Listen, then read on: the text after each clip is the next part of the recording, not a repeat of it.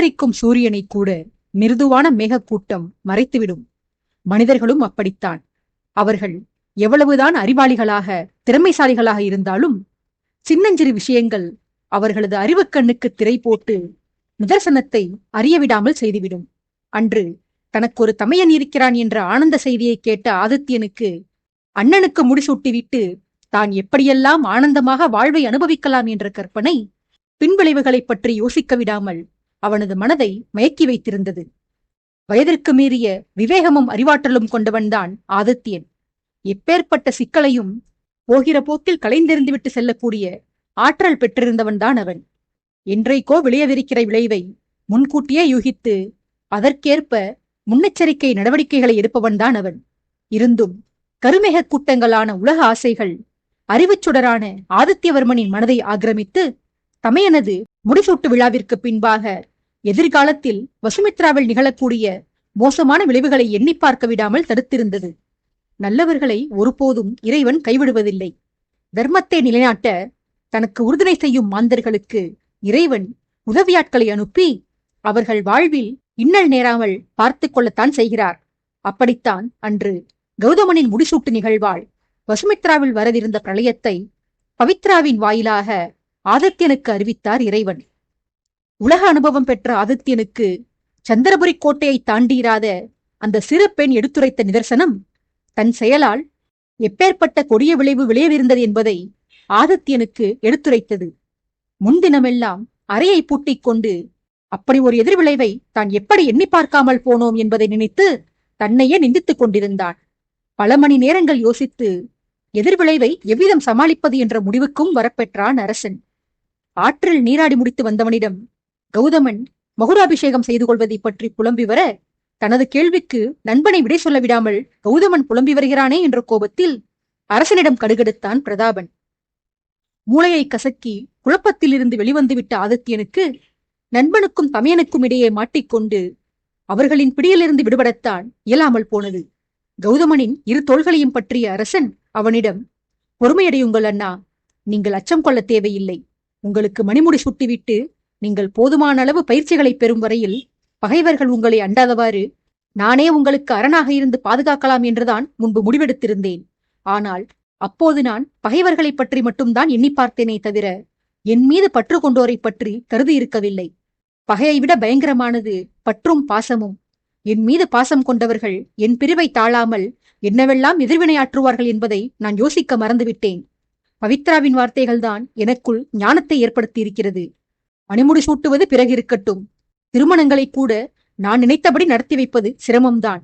அகிலனுக்கும் பவித்ராவுக்கும் திருமணம் நடக்க வேண்டுமெனில் அதற்கு முன்பு மாறனுக்கும் நந்தினிக்கும் திருமணமாகியிருக்க வேண்டும். அகிலன் மாறனின் மீது அளவற்ற அன்பும் நந்தினியின் மீது வரம்பற்ற விசுவாசமும் கொண்டிருப்பவன்.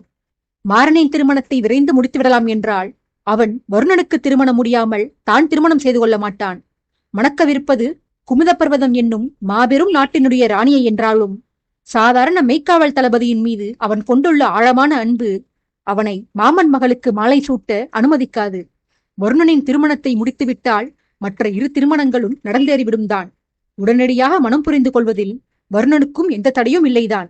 ஆனால் என் மீது எல்லையற்ற பக்தி கொண்டிருக்கும் வாகினி என் எதிரியுடனான திருமணத்திற்கு சம்மதிக்க மாட்டாள்.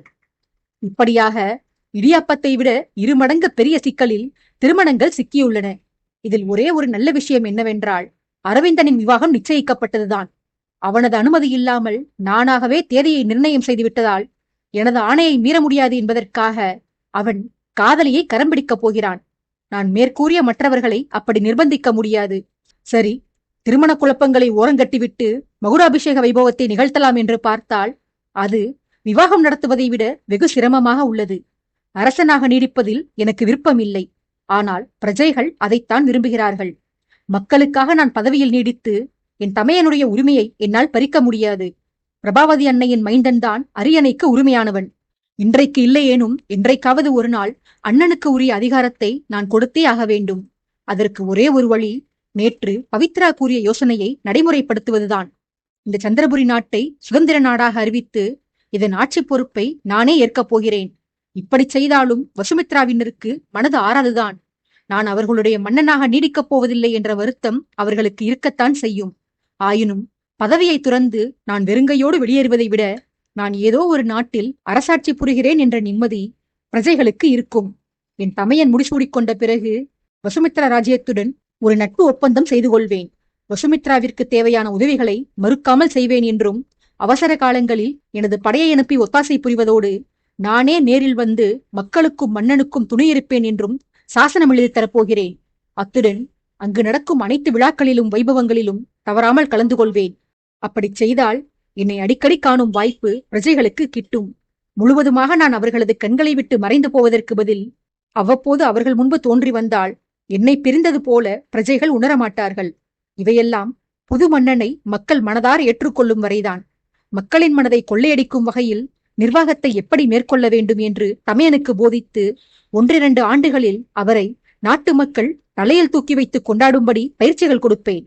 ஆதித்யனுக்கு அவன் தமையன் கொஞ்சமும் குறைந்தவன் அல்ல. இவர்களில் யார் அரசாண்டாலும் மகிழ்ச்சியே என மக்களை என்ன செய்வேன். இதனை வெற்றிகரமாக நான் செய்துவிட்டால் பிறகு பிரஜைகள் என்னை சிறிது சிறிதாக மறக்க துவங்குவர். நானும் வசுமித்ரா செல்வதை படிப்படியாக குறைத்துக் கொண்டு சந்திரபுரியிலேயே தஞ்சமடைவேன். என் தமையனை வசுமித்ரா மக்களால் நேசிக்கப்படச் செய்வதைப் போல இங்கு அகிலன் மீதும் மக்கள் அன்பு காட்டும்படி செய்துவிடுவேன். அவனும் மெல்ல மெல்ல மக்களின் நல்லபிப்பிராயத்தை பெறுவான். அப்போது நான் கொஞ்சம் கொஞ்சமாக அரசாங்கப் பணிகளில் இருந்து என்னை விடுவித்துக் கொள்வேன். ஒப்பந்தம் செய்ய போகிறேன், வெளிநாட்டு முதலீடுகளை ஈட்டப் போகிறேன் என்று பொய் கூறிவிட்டு என் மனைவி பிள்ளைகளுடன் ஆனந்தமாக தேசாந்திரம் சென்று வருவேன். இவ்வாறாக தனக்கு அருகில் இருந்த கௌதமன், பிரதாபன், வருணன் ஆகிய மூவரிடமும் தனது முடிவை வெளிப்படுத்தி வந்த அரசன் பின்னர் சற்று இடைவெளி விட்டபடி நின்று அரசனின் பேச்சை செவிமடுத்து வந்த தன் வீரர்களை பார்த்தபடி, எனது திட்டத்தில் நான் 2 நாட்டு பிரஜைகளையும் ஏமாற்றிவிடலாம். ஆனால் என்னாலேயே ஏமாற்ற முடியாதது எனது இந்த மெய்க்காவல் வீரர்களைத்தான். நான் மகுடத்தை துறந்துவிட்டால் இவர்கள் தங்களது பணிகளை துறந்துவிடலாம் என்றுதான் எண்ணியிருந்தார்கள். ஆனால் நான் விலகிச் சென்றாலும் என் பின்னால் தொடர்வதை இவர்கள் கைவிட மாட்டார்கள் என்று நேற்று இளவரசி பவித்ரா கூற கேட்ட பிறகு இவர்களது மனதில் மாபெரும் மாறுதல் உண்டாகியிருக்கிறது. தான் உண்டு தன் வேலையுண்டு என்று இருந்தவர்களை அந்த பெண் தூண்டிவிட்டு விட்டாள் என்று பெண்ணவளை குறை கூறிக் கொண்டிருக்கும் போதே வீரர்களில் ஒருவன் அரசனை நெருங்கி வந்து, இல்லை பிரபு, இளவரசி கூறியிருக்காவிடினும் எங்களால் தங்களை பிரிய முடியாது. நாங்களெல்லாம் தங்களது வளர்ப்பு பிராணிகள். எங்களை தாங்கள் எங்கே விட்டாலும் நாங்கள் தங்களை தேடி ஓடி வந்து விடுவோம். பிற பணிகளை தேடிக்கொண்டு செல்லலாம் என எண்ணினோம்தான். ஆனால் தங்களுக்கு சேவை செய்யாமல் எந்த பதவியிலும் எங்களால் நீடிக்க முடியாது. எத்தனை காலமானாலும் தாங்கள் எங்கு சென்றாலும் தங்களை தேடி வந்து ஊழியம் செய்வோம் என திடமாகச் சொன்னான். இந்த கருத்தை தான் முன்பே எதிர்பார்த்திருந்தது போல ஆதித்யன் ஆம் என தலையசைத்து, தெரியுமடா, அது தெரிந்துதான் உங்களுக்கு மட்டும் வேறு ஒரு முடிவை எடுத்திருக்கிறேன். நெருப்பு அணைந்தாலும் புகை மூட்டம் அத்தனை எளிதில் அடங்கிவிடாது. நான் பதவியை துறந்தாலும் எனது பகைவர்கள் என் பகையை துறக்க மாட்டார்கள். ஏனெனில் அத்தனை பேரை நான் வலியச் சென்று வம்பிழுத்திருக்கிறேன். போதா குறைக்கு வருணன் அடிக்கடி கூறுவது போல என் பரம்பரையே சண்டைக்கு அலைந்து 8 திக்கும் விரோதிகளைத்தான் தேடி வைத்திருக்கிறது. முரட்டுத்தனத்தையும் மூர்க்கத்தனத்தையும் கைவிட்டு நானே அமைதியை தேடிச் சென்றாலும் முன்விரோதம் என்னை விட்டு வைக்காது. அது என்னை மட்டும் இல்லாது என்னுடன் பயணித்து வரும் என் குடும்பத்தையும் தொந்தரவு செய்யும். ஆதலால் என் மெய்க்காவலர்களான உங்களை எப்போதும் போல் என்னுடனேயே துணைக்கு வைத்துக் கொண்டு எனது பகையை சமாளிக்கலாம் என முடிவு செய்திருக்கிறேன். எங்கு சென்றாலும் என் குடும்பத்தினரின் பாதுகாப்புக்காக உங்களையும் உடன் அழைத்துச் செல்லலாம் என்று யோசித்திருக்கிறேன். என் பின்னால் தொடர்வது என்றைக்கு உங்களுக்கு அழுத்துப் போகிறதோ அன்றைக்கு நீங்களாகவே உங்கள் பணிகளை துறந்து வீடு திரும்பலாம் என்று ஆதித்யன் அறிவித்து வர, அவனது வீரர்கள் அனைவரும் அரசனிடம் ஓடி வந்து அவனை தூக்கி தங்கள் தோள் மீது அமர வைத்து சந்தோஷத்தில் தொண்டை கிளிய கத்தி ஆரவாரித்தனர். அரசன் தன் காதுகளை மூடிக்கொண்டு, அடே தடியருமைகளே, எனக்கு செவித்திறன் அதிகம் என்றால் உங்களுக்கு குரல் வளையின் திறம் அதிகமடா. நீங்கள் மெல்லமாக பேசினாலே அது எனது காது சவ்வுகளை அதிரச் செய்யும். இதில் இப்படி சத்தமாக கத்தினால் என் காதின் சவ்வுகள் கந்தல் துணி போல கிழிந்தே போகும். என்னை இறக்கி விட்டுவிட்டு சற்று தூரமாக சென்று கூச்சலிடுங்களடா என்று இறைந்தான். மெய்க்காவலர்களும் அவ்வாறே அரசனை தோள் மீது இருந்து இறக்கிவிட்டு தங்களுக்கு தேவையான நற்செய்தி கிடைத்தாகிவிட்டது என்ற மகிழ்ச்சியில் ஆர்ப்பரித்தபடியே தூரமாகச் சென்றனர். அரசன் மற்ற மூவரிடமும் தன் யோசனைகளை தொடர்ந்தான். எனது முடிவை தாமதமில்லாமல் விரைந்து செயல்படுத்தலாம் என்று எண்ணியிருக்கிறேன். அதாவது இந்த வாரத்திற்குள் ஒரு நல்ல நாளில் நான் இந்த சந்திரபுரியின் அரசனாக முடிசூடவிருக்கிறேன் என்று கூறிக்கொண்டு சென்றான். அச்சமயம் பிரதாபன் குறுக்கிட்டு, அது எப்படியடா 1 வாரம் இங்கே செலவழிப்பது? பார்க்கவத்தில் இளவரசர்களின் திருமணமும் அரவிந்தனின் பட்டாபிஷேக வைபவமும் இருக்கிறதே, நாள் நெருங்கிக் கொண்டிருக்கிறது. நீ அங்கு இல்லாமல் மன்னர் எந்த வேளையும் துவங்க மாட்டார். ஆதலால் நாம் அங்கு நாளையோ அல்லது அதற்கு மறுநாளோ கிளம்புவது அவசியமாகிறது. உன் பட்டாபிஷேகத்திற்காக அரவிந்தனின் முடிசூட்டு விழாவை புறக்கணிப்பாயா என்ன? நீ சூட்டாமல் அவன் தன் சிரசில் மணிமுடி சூடிக்கொள்ள விரும்ப மாட்டான். அது இருக்கட்டும், அரவிந்தன் எங்கே? நாம் மாறுவேடம் பூண்டு கோட்டைக்குள் வந்தபோது அவனை பார்த்தது. அதன் பின்பு அவன் என் கண்ணிலேயே படவில்லையே. எங்கு சென்றான் அவன் என வியந்து போய் கேட்டான். ஆதித்யன் கிண்டலாகச் சிரித்து, பரவாயில்லையே பிரதாபா, இத்தனை விரைந்து கண்டுபிடித்து விட்டாய் அவனை காணோம் என்று. காணாமல் போனவற்றை தேடும் பணியை உன்னிடம்தான் தர வேண்டுமடா. தொலைந்து போனது தானாகவே திரும்பி கைக்கு வந்து சேர்ந்த பின்புதான் பொருளை தேடவே ஆரம்பிப்பாய் போலவே. சமர்த்தனடா நீ. அரவிந்தனை நீ இறுதியாக கண்டதாக சொன்ன தினத்தன்றே ஒரு முக்கிய பணி கொடுத்து தலைநகருக்கு அனுப்பிவிட்டேன். செல்லும் வழிதோறும் ஆங்காங்கே குதிரை சம்பாதித்துக் கொண்டு தாமதிக்காமல் தொடர்ந்து பயணம் மேற்கொண்டு சென்று விரைந்து ஆதித்தபுரியை சென்றடைய வேண்டும் என்று கட்டளையிட்டு அனுப்பியிருக்கிறேன் என்று நண்பனுக்கு பதிலளித்தான் அரசன். அரசனின் பதிலை கேட்ட பிரதாபன் மட்டுமில்லாது வருணனும் ஆச்சரியமுற்றான். அவன் அதீத வியப்பில், இது எப்போது நடந்தது பிரபு? அவனை இரவோடு இரவாக அனுப்பியிருக்க வேண்டிய அவசியம்தான் என்ன? அவன் முடிசூடவிருக்கிறவன். கூடவே கல்யாண மாப்பிள்ளையும் வேறு. மகுடாபிஷேகத்திற்கு நாள் நெருங்குகிறது. அவன் எப்படி தலைநகர் சென்று அத்தனை விரைவில் திரும்பி வருவான்? முக்கிய பணி என்றால் அதை என்னிடமே கொடுத்திருக்கலாமே அரசே. நான் சென்று முடித்து வந்திருப்பேனே என்று இளவரசனுக்காக ஆதங்கப்பட்டான். விசனப்பட்டவனை நோக்கிய ஆதித்யன், திருமண மாப்பிள்ளை என்று இப்படி பாதுகாத்து பத்திரப்படுத்தினால் அவன் எப்படி அரசேற்க தன்னை தயார்படுத்திக் கொள்வான்? மகுடாபிஷேகம் செய்து கொண்டால் போதுமா? நாட்டை ராஜ்யம் செய்யும் திறனை வளர்த்து கொள்ள வேண்டாமா? என் தந்தையும் அவன் தந்தையும் மகன்கள் எங்களை ஊட்டி வைத்தே வளர்த்தார்கள். நான் ஒற்றை பிள்ளையாக இருந்த காரணத்தினால், நான் தான் அரியணையில் அமர வேண்டும் என்ற கட்டாயம் இருந்ததினால், ஒரு கட்டத்தில் மாகாணங்களுக்கிடையே பயணப்பட்டு சூழ்நிலைகளை கையாளும் திறனை வளர்த்துக் கொள்ள வாய்ப்பு கிடைத்தது. ஆனால் அரவிந்தன் குடும்பத்தில் 6வது வாரிசாக பிறந்தமையால் அவனுக்கு எந்த இன்னலையும் எதிர்கொள்ள வேண்டிய நிலை ஏற்படவில்லை. அவனை அரசனாக்க வேண்டும் என்று முடிவெடுத்த நான் தான் அவனுக்கு அதற்கான பயிற்சியையும் கொடுக்க வேண்டும். எனது ஆட்சி காலமே முடிவுக்கு வரவிருக்கிறது. இந்த குறுகிய காலத்திற்குள் நான் செய்து முடிக்க எண்ணற்ற பணிகள் இருக்கின்றன. உனக்கு தெரியாததா? நான் என் தமையனிடம் ராஜ்யத்தை ஒப்படைக்கும் முன்பாக எனது எதிரிகளை களையெடுக்க வேண்டும். ராஜ்யத்திற்கு எதிராக உள்ள நேரடி மற்றும் மறைமுக அச்சுறுத்தல்களை களைந்தெறிய வேண்டும். என் தாயை கண்டுபிடித்து அழைத்து வர வேண்டும். என் தங்கையின் திருமணத்தை முடித்து வைக்க வேண்டும். இதுபோன்று இன்னும் எத்தனையோ பணிகளை எனது ஆட்சி காலத்திலேயே நான் முடித்து வைக்க வேண்டும். நான் மேற்கூறிய எல்லா கடமைகளுக்கு பின்னாலும் ஒரு பிரச்சனை உள்ளது. ஆகையால் பதவியை துறந்து பொறுமையாக செய்து முடிக்கலாம் என்று எந்த காரியத்தையும் தள்ளி போட முடியாது. இந்த நிலையில் முடிந்தவரை விரைவாக எனக்கு வேண்டியவர்களுக்கு பயிற்சி கொடுத்து அவர்களது அனுபவ அறிவை வளர்க்க வேண்டியது அவசியமாகிறது. பொறுமையாக கற்றுக் கொடுக்க எனக்கு அவகாசம் இல்லை வருணா. அரசனாகவிருக்கிறவன் அனுதினமும் ஆபத்தை சந்திக்க நேரிடும். ஆனந்தமான தருணங்களை ஆனந்தமாகவே அனுபவித்து விட முடியாது. மகிழ்ச்சியை அடைய நிறைய கஷ்டப்பட வேண்டியதிருக்கும். மடியில் அமர வைத்து ஆடைகள் உடுத்தி அலங்காரம் செய்து அழகு பார்க்க நாம் அரவிந்தனுக்கு பெயர் சூட்டும் விழா நடத்தவில்லை. மணிமுடி சூட்டி நாட்டை வழிநடத்தும் மாபெரும் பொறுப்பை அவனுக்கு வழங்கவிருக்கிறோம். பொறுப்பை வழங்குவதற்கு முன் அதில் உள்ள ஆபத்தை எதிர்கொள்ளும் தைரியத்தையும் அந்த பொறுப்பை ஏற்பதற்கு அவனுக்கு தனித்திறனையும் வளர்க்க வேண்டும். அதற்காகத்தான் இந்த இக்கட்டான தருணத்திலும் அரவிந்தனையே எனது கட்டளையை நிறைவேற்றி வரும்படி ஆணையிட்டு அனுப்பியிருக்கிறேன். என் முடிசூட்டுதல் நிகழ்வு உள்ளபடியாலும் அத்தனை விரைவில் அரவிந்தனால் தலைநகர் சென்று திரும்ப முடியாது என்பதாலும் பார்க்கவ வைபவங்களை ஒத்தி போடும்படி மன்னர் நந்தகோபாலருக்கு மடலாணி அனுப்பியிருக்கிறேன். விளக்கங்கள் போதுமா என வருணனை மட்டுமில்லாது பிரதாபனையும் பார்த்தவாறு சற்று கிண்டலான பாணியில் கேட்டான் அரசன். அரசனின் பதிலில் ஒரு தெளிவின்மையை உணர்ந்த வருணன் என்ன தகவல் விட்டு போனது என்று யோசிக்கலானான். வருணனுக்கு விளங்காத விஷயம் பிரதாபனுக்கு விளங்கிவிட்டது. அவன் எகத்தாள பார்வையுடன் நண்பனை நோக்கி, விளக்கம் கொடுத்தாயா? நீ எந்த விளக்கமும் கொடுக்கவில்லையடா. கேட்ட கேள்விக்கு மட்டும்தான் பதில் கூறினாய். கேள்வியுடன் தொடர்புடைய பிற ஐயங்களுக்கும் விடை சொல்ல வேண்டாமா நீ? அரவிந்தன் எங்கே சென்றிருக்கிறான் என்று கூறிவிட்டாய். எதற்காகச் சென்றான்? எந்த ஆணை ஏற்று அவசர அவசரமாக தலைநகர் சென்றிருக்கிறான் என்பதை வாய்விட்டு கேட்டால்தான் சொல்வாயா? நீயாக அதை கூற மாட்டாயா? திருப்பதிக்கு சென்று மொட்டையடித்துக் கொண்டவனை கண்டுபிடித்தேன் என்பது போல உள்ளது உன் பதில். எதற்காக அவனை அனுப்பியிருக்கிறாய்? தெளிவாக கூறடா என்று சிறுசிறுத்தான். நண்பனின் பலவீனத்தை பற்றி தெரிந்து அவனது ஆவலை கிளறி சீண்டுவதற்காகவே அரசன் இப்படி ஒரு அரைகுறை தகவலை வெளிப்படுத்தி இருந்தான். தனது முயற்சி வெற்றியடைந்து விட்ட மகிழ்ச்சியில் அடுத்த கேள்விக்கு விடையளித்தான். உன் தலைக்குள் கடுகளவிலாவது மூளை எங்கேனும் இருக்கும். அதை வைத்து என் செயலுக்கான காரணத்தை நீயாக யூகித்துக் கொள்வாய் என்று நம்பியிருந்தேன். என் நம்பிக்கை அவநம்பிக்கையாயிற்று. மன்னித்துக்கொள் நண்பா. பொதுவாக மாந்தர்களுக்கு கண் காது போன்ற அவயங்களில்தான் ஊனம் ஏற்படும். உனக்கு மட்டும் மூளையில் ஊனம் உண்டாகியிருக்கிறது. நான் என்ன செய்வது? எல்லாம் விதி. வருந்தாதே. உன் ஊனத்தை போக்க நான் உனக்கு உதவுகிறேன். இதற்கெல்லாம் அகம்பன் தாத்தா தேவையில்லை. நானே வைத்தியம் செய்கிறேன் என்று சீண்டலோடு ஆரம்பித்தவன் பிரதாபன் கைமுஷ்டியை மடக்கி பார்வையில் உஷ்ணத்தை உமிழ்வதை பார்த்தவுடன் வாய்விட்டு சிரித்து, வேண்டாமடா, நாம் பொதுவெளியில் இருக்கிறோம். இங்கு மக்கள் பலரும் நம்மை கவனிக்கிறார்கள். நான் இங்கு சக்கரவர்த்தி, உன் நண்பன் அல்ல.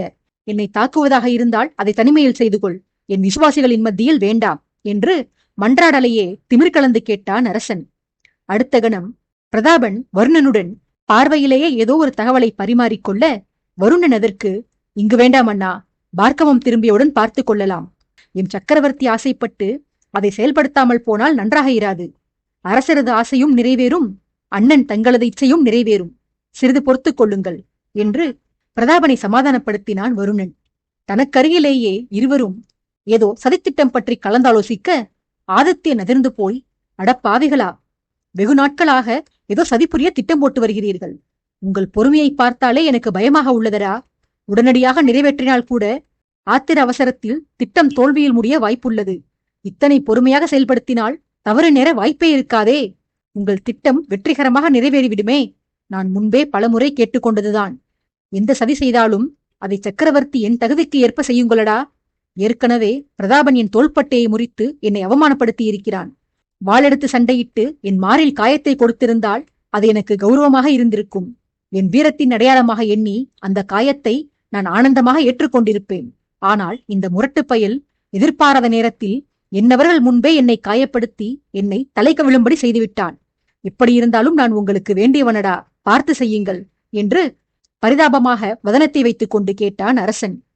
கோரிக்கை விடுத்த பின்னரும் பிரதாபன் வருணனின் சதி குறித்த சிந்தனை மாறாததையும் பிரதாபனின் இறுக்கிய முஷ்டி இன்னும் பழைய நிலையிலேயே இருந்ததையும் கண்டு அவர்களது மனநிலையை மாற்ற நண்பனின் கேள்விக்கு பதில் கூறினான் அரசன். முதலமைச்சரை கைது செய்ய என்று ஒற்றை வார்த்தையில் அரசன் அளித்த விடையில் அசந்த போயினர் அவனுடன் இருந்த மூவரும். சினத்தில் மடக்கியிருந்த பிரதாபனின் முஷ்டி வியப்பில் தானாக தளர்ந்தது. அவன் அதிர்ச்சி குறையாமல், என்ன ஆதித்யா கூறுகிறாய்? முதலமைச்சரை கைது செய்வதற்கா? இப்போதே ஏன்? சிறிது காலம் காத்திருக்கலாமே. எதிரியின் நகர்வு எப்படி இருக்கிறது என்று மெதுமெதுவாக கவனித்துவிட்டு பிறகு இந்த கைதை மேற்கொண்டிருக்கலாமே என்று கேட்டான் வியப்பு அடங்காமல். தந்தை கைது செய்யப்பட போகிறார் என்ற அரசனின் பதிலால் வருத்தத்தில் ஆழ்ந்திருந்த கௌதமனை ஆதரவாக தோளோடு தோளாக அணைத்துக் கொண்டபடியே நண்பனிடம், இது இப்போது மிக அவசியம் பிரதாபா. இந்த கைது இப்போது நடந்தேறவில்லை எனில் முதலமைச்சருடன் தொடர்புடைய மர்மங்களுடன் சேர்த்து முதல்வருமே மாய்க்கப்பட்டு மண்ணுக்குள் புதைக்கப்பட வாய்ப்புள்ளது. அனைத்து உண்மைகளும் வெளிப்படும் வரையில் முதல்வர் நம் கட்டுப்பாட்டுக்குள் இருக்க வேண்டியது அவசியம். அப்போதுதான் எதிரியின் நகர்வை நாம் துல்லியமாக கண்காணிக்க முடியும் என்று வார்த்தையில் மட்டுமல்லாது புன்னகையிலும் பார்வையிலும் கூட அர்த்தத்தை புதைத்து வைத்தவாறு பதில் கூறினான் அரசன். இவ்வாறு கூறி கௌதமனை நீராடிவிட்டு சபைக்கு வந்து சேருமாறு அனுப்பி வைத்தான் அரசன். தனது விளக்கத்தை கேட்டு வியப்போடு பற்பல சிந்தனைகளில் ஆழ்ந்து போயிருந்த பிரதாபன் வருணனிடம் அவர்களது தோள்களில் கை போட்டவாறு தனக்கு இருமருங்கிலும் அவர்களை நடக்கச் செய்து அவ்விருவரையும் மேற்கொண்டு அசரடிக்கும்படியான அடுத்த அதிரடி யோசனைகளை வெளியிட்டான் அரசன். இதற்கே ஆச்சரியப்பட்டு போனால் எப்படியடா? இன்னும் நிறைய நிகழ்வுகள் நிகழ்ந்தரவிருக்கின்றன. நான் முன்பு கூறி வந்த எனது திட்டங்களை பாதியிலேயே நிறுத்திவிட்டேன். நான் வசுமித்ராவின் மணிமுடியை துறப்பதற்குள் முடிக்க வேண்டிய கடமைகளை பட்டியலிட்டேன் அல்லவா? அதனை முழுமையாக இன்னும் நான் முடிக்கவில்லை. நான் இந்த சந்திரபுரிக்கு அரசனாகிவிட்டால் மட்டும் என் பிரஜைகளின் மனது நிம்மதியடைந்து விடாது. அவர்களுக்கு என் பிரிவு வருத்தமளிக்காத வகையில் மேலும் சில நடவடிக்கைகளை நான் மேற்கொண்டாக வேண்டும். அதற்குத்தான் என் சிற்றரசு நாடுகளில் என் மகன்களை இளவரசர்களாக முடிசூட்டவிருக்கிறேன். சௌபவத நாட்டில் என் மகன்தான் ஆட்சியில் அமர வேண்டும் என்று என் மாமனார்கள் விரும்புகின்றனர். இப்போதைக்கு அவர்களுக்கு பின்னால் என் மனைவி ஸ்வர்ணிகாதான் அந்த பொறுப்பை வகிப்பாள். ஸ்வர்ணிகாவிற்கு அடுத்தபடியாக அவளுக்கு பிறக்கப் போகும் என் மகன்தான் அடுத்த பட்டத்திற்கு வருவான் என்று சௌபவத மன்னர்களை கொண்டே சாசனம் எழுதச் செய்ய போகிறேன். அதுபோல என் இரண்டாவது மனைவி ஊர்மிளையின் நாடான உதயபுரிக்கு என் மகன் ஆதவனை இளவரசனாக பிரகடனம் செய்ய போகிறேன். மதுரபுரி போன்ற என்னுடன் விரோதம் கொண்டுள்ள சில நாடுகளை கைப்பற்றி விரைவில் திருமணம் முடிந்து கணவன் வீட்டிற்கு செல்ல போகும் என் தங்கை அகல்யாவிற்கு பரிசளிக்கப் போகிறேன். பிறகு அவளது நாடான மித்ரவிந்தாவிற்கு என் வளர்ப்பு மகன் உதயனை இளவரசனாக்கப் போகிறேன். இவர்கள் மட்டுமில்லாது வசுமித்ரா ராஜ்யத்தில் இப்போதைக்கு உள்ள அனைத்து சிற்றரசு நாடுகளிலுமே எனது தீவிர விசுவாசிகள்தான் ஆட்சி பொறுப்பில் உள்ளார்கள். ஆகையால் நான் அரியணையை துறந்தாலுமே ராஜ்யம் கிட்டத்தட்ட என் கையில்தான் இருக்கும். ஆள்பவன் சரியில்லை என்றாலோ, ஆட்சியில் பிரஜைகள் சிரமங்களுக்கு ஆளானாலோ, நான் நினைத்த நேரத்தில் அரியணையை என் தமையனிடமிருந்து பறித்துக் கொள்வேன். என் மகன்கள் பதவியில் இருக்கும்போது நான் ராஜ்யத்தை நீங்கிச் சென்று விட்டதாக மக்களுக்கு துக்கம் ஏற்படாது. மறைமுகமாக நான் நாட்டுடன் தொடர்பில் உள்ளதாகவே அவர்கள் கருதுவார்கள். என் மகன்களை இளவரசர்களாக பொறுப்பில் அமர்த்துவது மக்களின் மகிழ்ச்சிக்காக மட்டுமல்ல, என் மகன்களுக்கு அவர்களுக்கு சேர வேண்டிய உரிமைகளை கொடுப்பதற்காகவும், ஆட்சிக் கட்டிலில் அமரப்போகும் என் தமையனுக்கு அவரது பந்தங்களான என் மகன்கள் உறுதுணையாய் இருப்பதற்காகவும் தான் இந்த ஏற்பாடு என்று தனது ராஜதந்திரத்தை விளக்கினான் அரசன். விளக்கி முடித்தவன் உடன் வந்தவர்களின் தோள் மீதிருந்து கைகளை அகற்றி தான் மட்டும் முன்னோக்கி நடைபோட்டுச் சென்றான். ஆதித்யனின் அறிவு கூர்மையை எண்ணி வியந்து மற்ற இருவரும் பின்னாலேயே தேங்கி நின்று விட்டனர். சில அடி தூரம் முன்னால் சென்று ஸ்தம்பித்து நின்றவர்களை திரும்பி பார்த்த அரசன், வாயை பிளந்தது போதுமடா, நீராடிக் கொண்டிருக்கும் வசுமித்ராவின் பட்டத்தரசரை பத்திரமாக சபைக்கு அழைத்து வாருங்கள். உங்களுக்கு மட்டுமே தெரியப்படுத்திய அறிவிப்பை சபையினர் அனைவருக்கும் தெரியப்படுத்த வேண்டும் என அதிகாரமாக கூறிவிட்டு திரும்பி பார்க்காமல் நடந்து சென்றான் அரசன். சில மணி நேரங்களுக்கு பின்பு சபை கூடியது. குறிப்பிட்ட நாளில் தான் சந்திரபுரியின் மன்னனாக முடிசூடவிருப்பதை அவையினருக்கு அறிவிக்க, அதை கேட்டு அவையே ஆனந்தத்தில் அதிர்ந்தது. அடுத்த சில நாளிகைகளில் இந்த அறிவிப்பு கோட்டையெங்கும் பரவி, அதைத் தொடர்ந்து நாடு முழுவதும் சென்றடைய ஒட்டுமொத்த சந்திரபுரி நாடே அல்லோலகல்லோலப்பட்டது. அளவுக்கு மீறிய சத்தத்தில் ஆதித்யனின் செவிகள்தான் அவனுக்கு வழியை கொடுத்தன. காதை தேய்த்து கொண்டபடியே அடுத்த அறிவிப்பை வெளியிட்டான் அரசன். இந்த சந்திரபுரி நாட்டை சுதந்திரம் பெற்ற நாடாக அறிவித்து விட்டேன். இன்று முதல் இந்த நாடு எவருக்கும் கட்டுப்படாத, எந்த ராஜ்யத்திற்கும் கப்பம் கட்டாத சுயராஜ்யம் பெற்ற நாடு. அரசன் இல்லாத நாடு ஆபத்தை சந்திக்கும். ஆகையால் என் பட்டாபிஷேகம் வரை இதன் தற்காலிக அரசனாக நானே இருந்து வருவேன். பின்பு மணிமுடியை ஏற்றுக்கொண்டு இதன் நிரந்தர அரசனாக நீடிப்பேன் என்று சபையில் உரக்க அறிவித்தான் அரசன். ஆதித்யன் அறிவித்ததுதான் தாமதம். அறிவிப்பை முடித்து அவன் சபையை கலைத்தவுடன் அதற்குத்தான் காத்திருந்தவர்களைப் போல அவரவரும் ஆர்ப்பரித்தனர். சபையினரை கைகளை உயர்த்தி அமைதிப்படுத்திய ஆதித்யன், இந்த செய்தி வசுமித்ரா ராஜ்யத்தில் உடனே தெரிவிக்கப்பட வேண்டும்.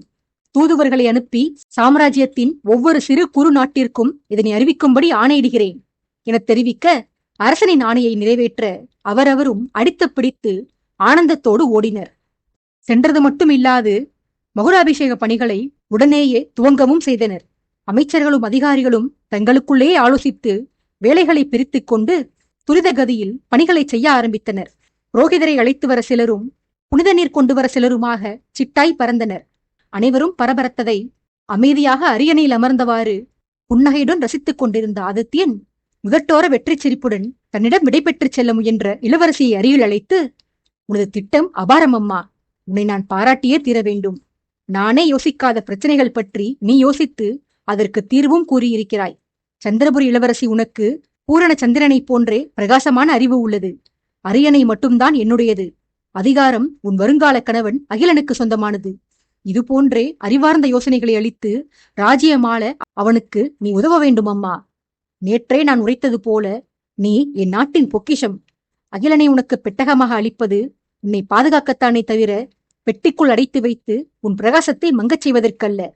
பெரும்பாலான பெண்கள் கணவனையும் பிள்ளைகளையும் கவனிப்பது ஒன்றே தன் பிறப்பின் நோக்கம் என்று கருதி தங்கள் திறமைகளை 4 சுவற்றுக்குள் வீணெடுத்து வருகின்றனர். என் நாட்டில் அது கூடாது. உன் திறமையை வளர்த்து கொண்டது போல உன்னை போன்றே நம் நாட்டின் பெண்கள் அனைவருக்கும் பயிற்சிகள் கொடுத்து அவர்கள் பல வழிகளிலும் முன்னேற நீதான் வழிவகை செய்ய வேண்டும். இன்றிலிருந்தே உனது பணியை துவங்கு. வசுமித்ரா ராஜ்யத்தின் வரைபடத்தில் ஒரு சிறு துண்டுதான் இந்த சந்திரபுரி.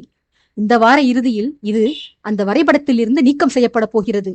அளவில் மிகச்சிறியதாக இருந்தாலும் நம் சந்திரபுரி மகத்தான வசுமித்ராவிற்கு சற்றும் குறைந்ததல்ல என்று புகழ் பெற வேண்டும். அதற்கு உன்னை போன்ற திறமைசாலிகளின் உறுதுணை எனக்கு வேண்டும் என ஊக்கமூட்டி உற்சாகப்படுத்தி பெண்ணவளுக்கு விடை கொடுத்தான். இளவரசி வெளியேற இதற்காகவே காத்து கொண்டிருந்த மெய்க்காவல் வீரர்கள் அவளை சூழ்ந்து கொண்டு, சந்திரபுரி இளவரசிக்கு எங்கள் வந்தனங்கள் தேவி. தாயை பிரிய போகும் கன்றுகளாக நாங்கள் தவித்திருந்தோம். எங்கள் கவலைக்கு ஒரு முற்றுப்புள்ளி வைத்து அதனை கலைந்தெறிந்து விட்டீர்கள். இன்று உங்களால் தான் அரசர் இந்த மகத்தான முடிவை எடுத்துள்ளார். இதன் மூலமாக என்றென்றும் அரசரது சிரசில் மணிமுடி வீற்றிருக்கும். அரியணையில்லாத ஆதித்யவர்மரை காண எங்கள் மனம் சகியாது இளவரசி. சாம்ராஜ்யத்தின் சக்கரவர்த்தியாக இல்லாவிடினும் குறைந்தது ஒரு சிறு நாட்டிற்காவது அவர் என்றென்றும் அரசராக விளங்கப் போகிறார். இதன் மூலம் நாங்களும் அவரை பிரியும் நிலை நேராது. இதெல்லாம் தாங்கள் கொடுத்த யோசனையினால் விளைந்த பயனே இளவரசி. தங்களுக்கு மிக்க நன்றி என மனதார நன்றி உரைத்தனர். வீரர்களின் நன்றியை ஏற்றுக்கொண்ட இளவரசி, நான் செய்த காரியம் முழுக்க முழுக்க சுயநலத்தினால்தான் வீரர்களே. பிரஜைகளையும் உங்களையும் மகிழ்விப்பதற்காக இந்த யோசனையை நான் கூறவில்லை. என் குடும்பத்தினர் செய்த துரோகத்தால் உத்தமிகளான என் தாய்மார்களுக்கு மாபெரும் களங்கம் விளைந்துள்ளது. நித்தமும் அவர்கள் வெளியே தலை காட்ட முடியாமல் அவமானத்தில் கூனிக் குறுகின்றனர். சக்கரவர்த்தி இந்நாட்டின் மன்னராக முடிசூடி இங்கேயே நிரந்தரமாக தங்கிவிட்டார் எனில் அவர் என் தாய்மார்களை மரியாதையாக நடத்தும் பாங்கை கண்டு மக்களுக்கும் என் அன்னைகள் மீது நல்லபிப்பிராயம் ஏற்படும். பிரபுவே பரிவு காட்டுகிறார் எனில் அப்பெண்கள் நல்லவர்களாகவே இருப்பார்கள் என்று பிரஜைகளுக்கும் நம்பிக்கை ஏற்படும். என் குடும்பத்தினர் அனைவருமே ராஜாங்க துரோகிகள் அல்ல. எங்களுள் அரசர் மீது விசுவாசம் கொண்டவர்களும் உள்ளோம் என்பதை பறைசாற்றவே இந்த யோசனையை நல்கினேன் வீரர்களே. இது மட்டுமில்லாமல் தற்பெருமைக்காகவும் தான் இந்த ஆலோசனையை அரசரிடம் பகிர்ந்தேன். பன்னாட்டவர்களும் பாராட்டி போற்றும் மகத்தான மனிதர் எம் நாட்டின் அரசர் என்று கூறிக்கொள்வது எத்தனை கௌரவமாக இருக்கும். பலரும் நம்மை பார்த்து பொறாமை கொள்வர். அதற்காகவும் தான் என பெருமித புன்னகையோடு வீரர்களுக்கு பதில் கூறிவிட்டு மாளிகைக்கு கிளம்பிச் சென்றாள் பவித்ரா. சென்றவளை மகிழ்ச்சியோடும் நன்றியோடும் ரசித்து பார்த்தபடி நின்ற வீரர்கள், தமக்கைக்கும் தங்கைக்கும் உள்ள வேறுபாட்டை பார்த்தீர்களா? இந்த குணவதியின் அக்கால்தான் அந்த வஞ்சகி வைஷாலி என்று நம்பவே முடியவில்லையடா. அந்த பாதகைக்கு பதிலாக இந்த பாவை நம் தளபதிக்கு மனைவியாக வாய்த்திருந்தால் எந்த கவலையும் நம் வாழ்வில் எட்டி பார்த்திருக்காது. எல்லாம் நேரம் என்று விதியை நொந்து கொண்டு அடுத்த வேலையை பார்க்கச் சென்றனர். அவைக்குள் அரியணையில் அமர்ந்தவாறே தன்னை சுற்றிலும் நடந்த சம்பவங்களை கவனித்து வந்தான் ஆதித்யன். நண்பனை குறுகுருவென பார்த்தபடியே அவனை நெருங்கி வந்த பிரதாபன் நெற்றியில் கவலை ரேகைகளுடன், ஆதித்யா, எனக்கு ஒரு வருத்தம். நேற்றே அதை நான் உன்னிடம் தெரியப்படுத்த வேண்டும் என்று எண்ணினேன். நேரம் கிடைக்கவில்லை. இப்போது வெளிப்படுத்துகிறேன். என்னதான் பெண்களுக்கு அழகும் அறிவும் இருந்தாலும் விதி சரியில்லை எனில் அவர்கள் பாழடைந்த குழிக்குள் தான் சென்று விழுகின்றனர். நேற்றைக்கு கூறினாயே, நந்தினி, வாகினி, சிவகாமி போன்ற பொக்கிஷங்களுக்கு தகுந்த பெட்டகங்களை தேடிக் கொடுத்து விட்டதாக. பவித்ராவுக்கும் அகிலன் என்ற அருமையான பாதுகாப்பு பெட்டகத்தை பரிசளித்து விட்டாய். ஆனால் என் தங்கை ஸ்வர்ணிகாவின் நிலையை பார். தேட கிடைக்காத திரவியம் அவள். ஒரு பாதையை மணந்து கொண்டு அவள் வாழ்க்கை எப்படி பாழாய் போனதென்று. மேற்சொன்ன பொக்கிஷங்கள் எல்லாம் பட்டு வஸ்திரம் விரிக்கப்பட்ட பேழையில் பாதுகாப்பாக இருப்பார்கள் என்றால், என் ஆசை தங்கை மட்டும் ஒரு ஆணவக்காரனை மணந்து கொண்டு படுகொலியில் விழுந்து விட்டாள். அந்த குணவதி அப்படி என்ன பாவம் இழைத்திருப்பாள் என்று ஆதித்யனை சீண்ட ஆதித்யனிடமே கேள்வி கேட்டு அவனது பதிலுக்கு எதிர்பாராமல் கடந்து சென்றான் பிரதாபன். நையாண்டி செய்துவிட்டு சென்றவனை முறைத்துக் கொண்டிருந்த அரசன், உன் பொக்கிஷம் விரைவில் வசுமித்ரா வருமடா. அப்போது உனக்கு வெட்டுகிறேன் ஒரு படுகுழியை. சித்திரமேனகை வரும் வரை நன்கு ஆடிக்கொள். அவள் வந்துவிட்டால் பிறகு இப்படி நெஞ்சை நிமிர்த்தி கொண்டு தைரியமாக கோட்டைக்குள் வலம் வரமாட்டாய். கோட்டையின் ஏதாவது ஒரு மூளைக்குச் சென்று மந்தி போல மரத்தில் ஏறி அமர்ந்து ஒளிந்து கொள்வாய். அவள் வரும் வரையில்தான் உன் ஆட்டம் எல்லாம் என தனக்குள்ளேயே வன்மமாக கருவினான் அரசன். நாட்கள் ஓடிச் சென்றன. ஆதித்யனின் பட்டாபிஷேக நாள் வந்தது.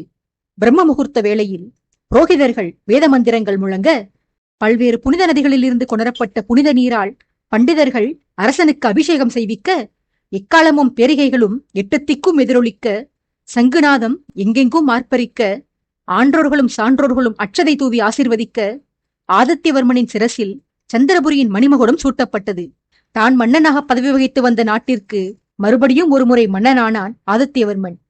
முந்தைய நாளுக்கும் அன்றைய நாளுக்கும் என்ன வித்தியாசத்தை கண்டார்களோ தெரியவில்லை. ஏதோ அன்றுதான் ஆதித்யன் தங்கள் நாட்டின் அரியணையில் ஏறியது போன்று மகிழ்ந்து நாட்டு மக்கள் யாவரும் உற்சாகத்தில் மிதந்தனர். வைபவம் நிகழ்ந்த மண்டபத்தை விட்டு வெளியே சென்ற அரசனுக்கு அரண்மனையின் மேல் மாடங்களில் இருந்தும் மக்கள் வெள்ளத்திற்கு நடுவில் இருந்தும் மலர் மாலை பொழிந்து தங்கள் பழைய மன்னனையே புதிய மன்னனாக மறுபடியும் தடபுடலாக சுவீகரித்துக் கொண்டனர் பிரஜைகள்.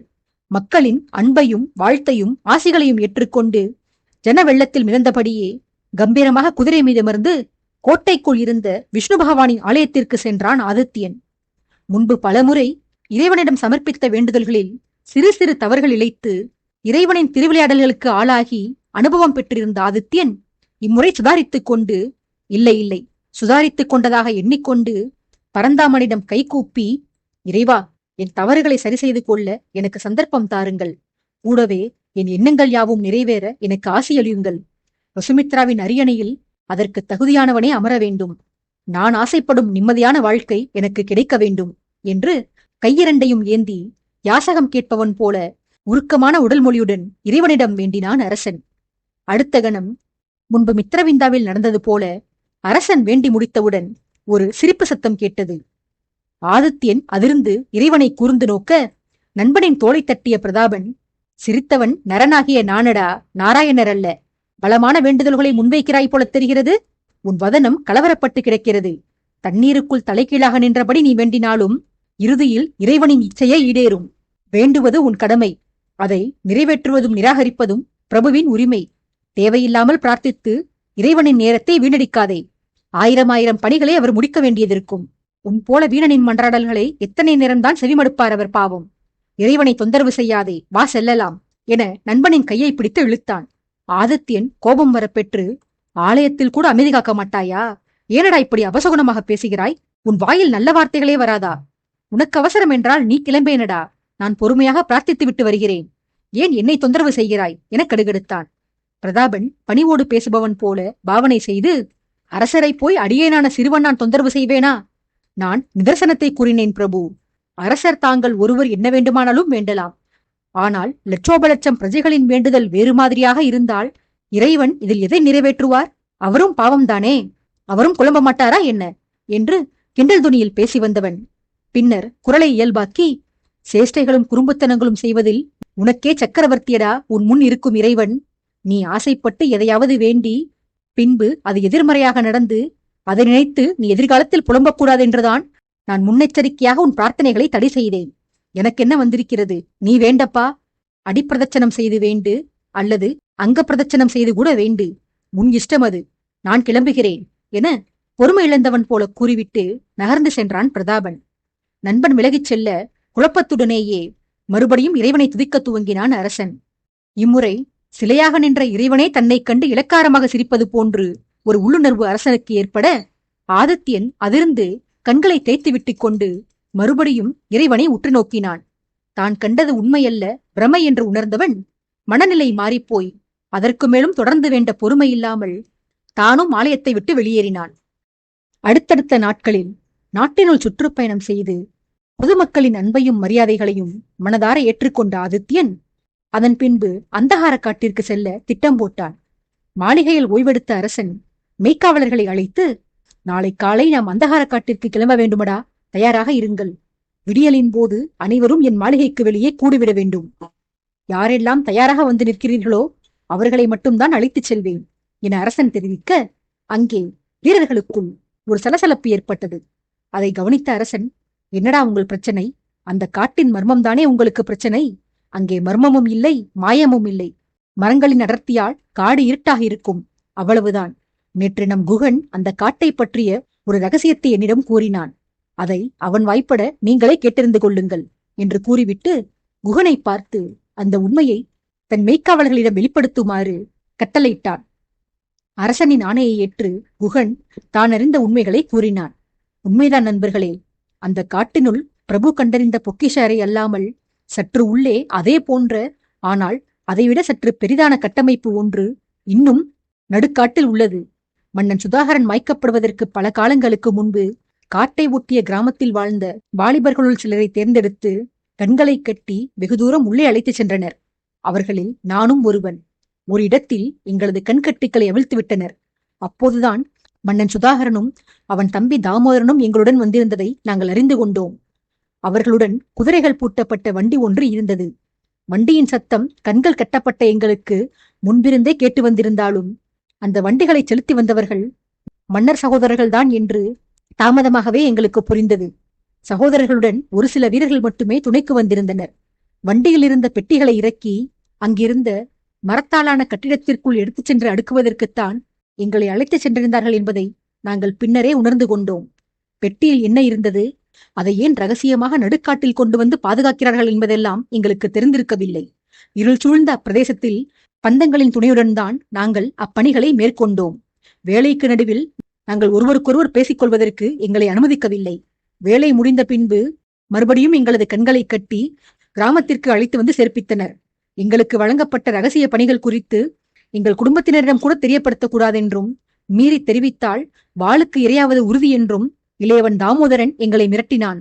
மூத்தவன் சுதாகரனை கூட ஒரு ரகத்தில் சேர்க்கலாம். ஆனால் அந்த இளையவன் மனித பிறவியே கிடையாது. அவன் கொடுங்கோலன், மனித மிருகம், எதிர்ப்போரின் தலையை கிள்ளி எறிய தயங்காதவன். அவனுக்கு பயந்து எங்களில் பெரும்பாலானோர் அமைதி காத்து விட்டனர். ஆனால் நான் உட்பட ஒரு 4-5 பேருக்கு பெட்டிகளில் என்ன வைத்திருந்தார்கள் என்று தெரிந்து கொள்ள ஆர்வமாக இருந்தது. ஆகையால் ஒரு நாள் யாரும் அறியாவண்ணம் நாங்கள் காட்டிற்குள் சென்றோம். பந்தங்களை பிடித்துக் கொண்டே சென்ற எங்களுக்கு திடீரென காட்டில் இருந்து வினோத ஓசைகள் கேட்டன. அதில் பயந்து போன நாங்கள் மறுபடியும் வெளியே ஓடி வந்து விட்டோம். இந்த கதையைத்தான் நேற்று அரசரிடம் தெரிவித்தேன் என வீரர்களுக்கு விளக்கி முடித்தான் குகன். கதை கேட்டு வந்த மெய்க்காவலர்களை நோக்கிய அரசன், கேட்டுக்கொண்டீர்கள் அல்லவா? சந்திரபுரி வந்தாலே எனக்கு அதிர்ஷ்டம்தான் போல. முன்பும் இப்படித்தான் இந்த நாட்டிற்கு வந்திருந்த போது கணக்கிலடங்கா பொக்கிஷங்களை அந்த கானகத்திலிருந்து கைப்பற்றினேன். இப்போதும் அப்படி ஒரு அரிய வாய்ப்பு கிடைத்திருக்கிறது. இதை தவறவிடக்கூடாது.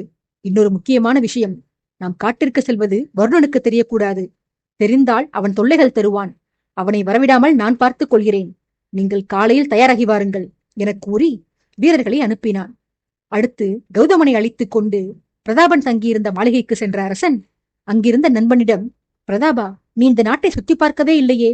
வந்ததிலிருந்து இந்த கோட்டைக்குள் தான் முடங்கி கிடக்கிறாய். நாளை கௌதமன் அண்ணாவை அழைத்துக் கொண்டு நாட்டை பார்வையிட்டு வா.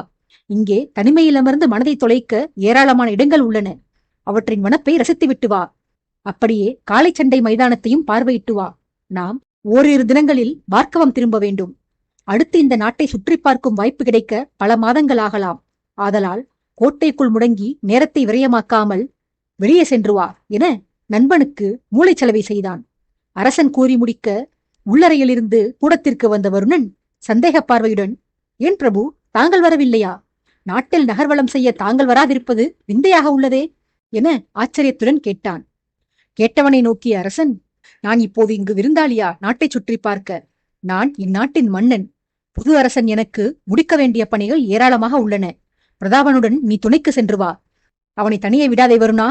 பிரதாபனின் படைவீரர்களையும் பாதுகாப்புக்கு உடன் அழைத்துச் செல் என அக்கறைப்பட்டவன் போல கூறிவிட்டு மற்றவர்களை பேசவிடாமல் அவசரகதியில் வெளியேறிச் சென்றான் அரசன்.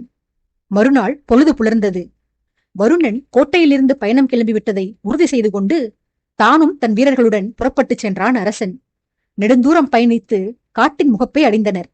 ஆதித்யன் தன் பரிவாரத்துடன் காட்டினுள் நுழைய அங்கே நிறைய காலடி ஓசைகள் அரசனின் காதில் விழுந்தன.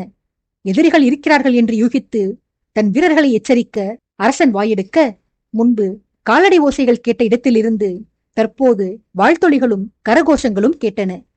வீரர்கள் அனைவரும் திடுக்கிட வருணன் தானும் கரங்களை தட்டி அரசனை வரவேற்றபடியே மரங்களின் பின்னாலிருந்து வெளிப்பட்டான்.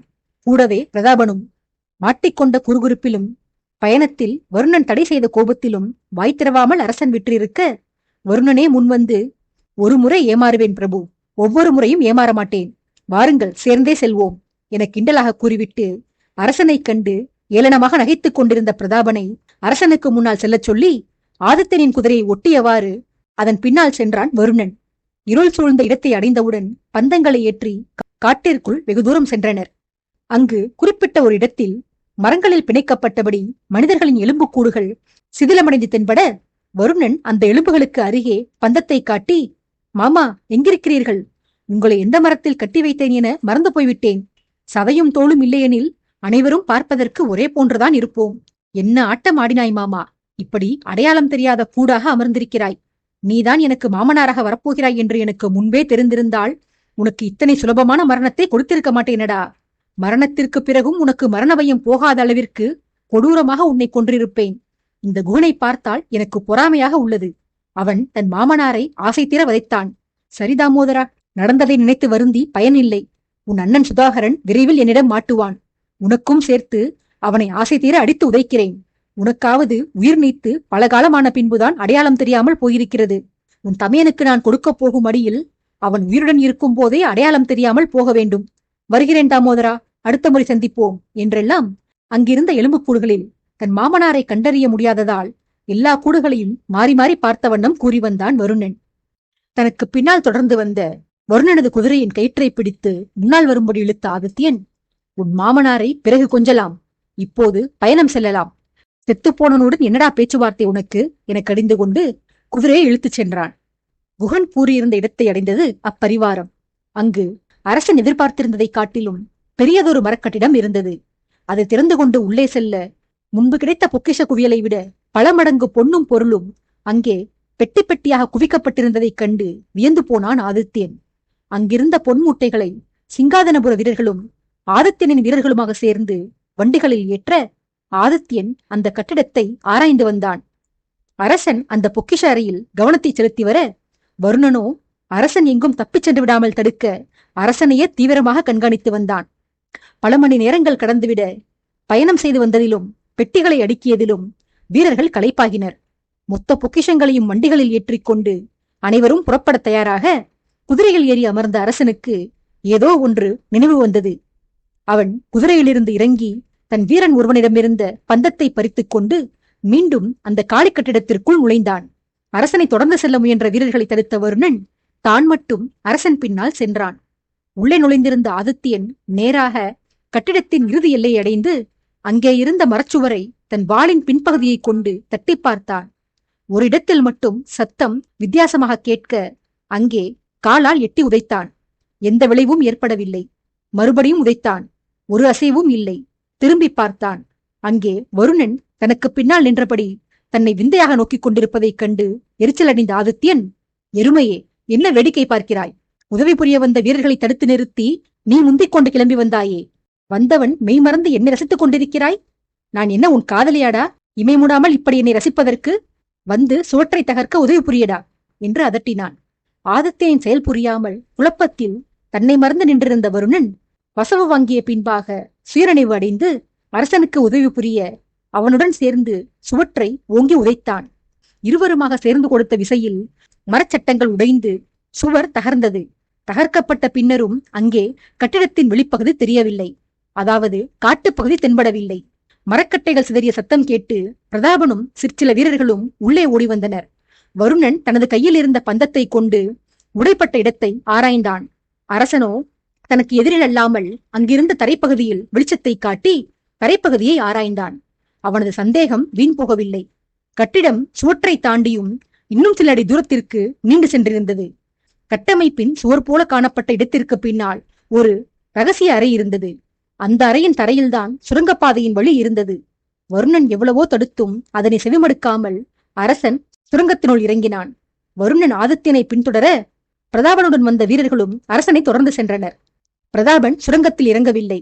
அவன் மறுபடியும் கட்டிடத்தை விட்டு வெளியேறி அங்கிருந்த குதிரை வீரர்களில் தன்னவர்கள் சிலரை துணைக்கு அழைத்துக் கொண்டு ஏனையோர்களை வந்த பாதையிலேயே திரும்பிச் சென்று காட்டிற்கு வெளியே காத்திருக்குமாறு கூறி அனுப்பி வைத்தான்.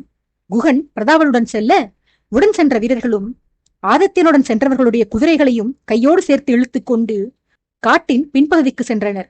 நிலவரையில் நுழைந்த ஆதித்யன் நெடுந்தூரம் நடந்து சென்றான்.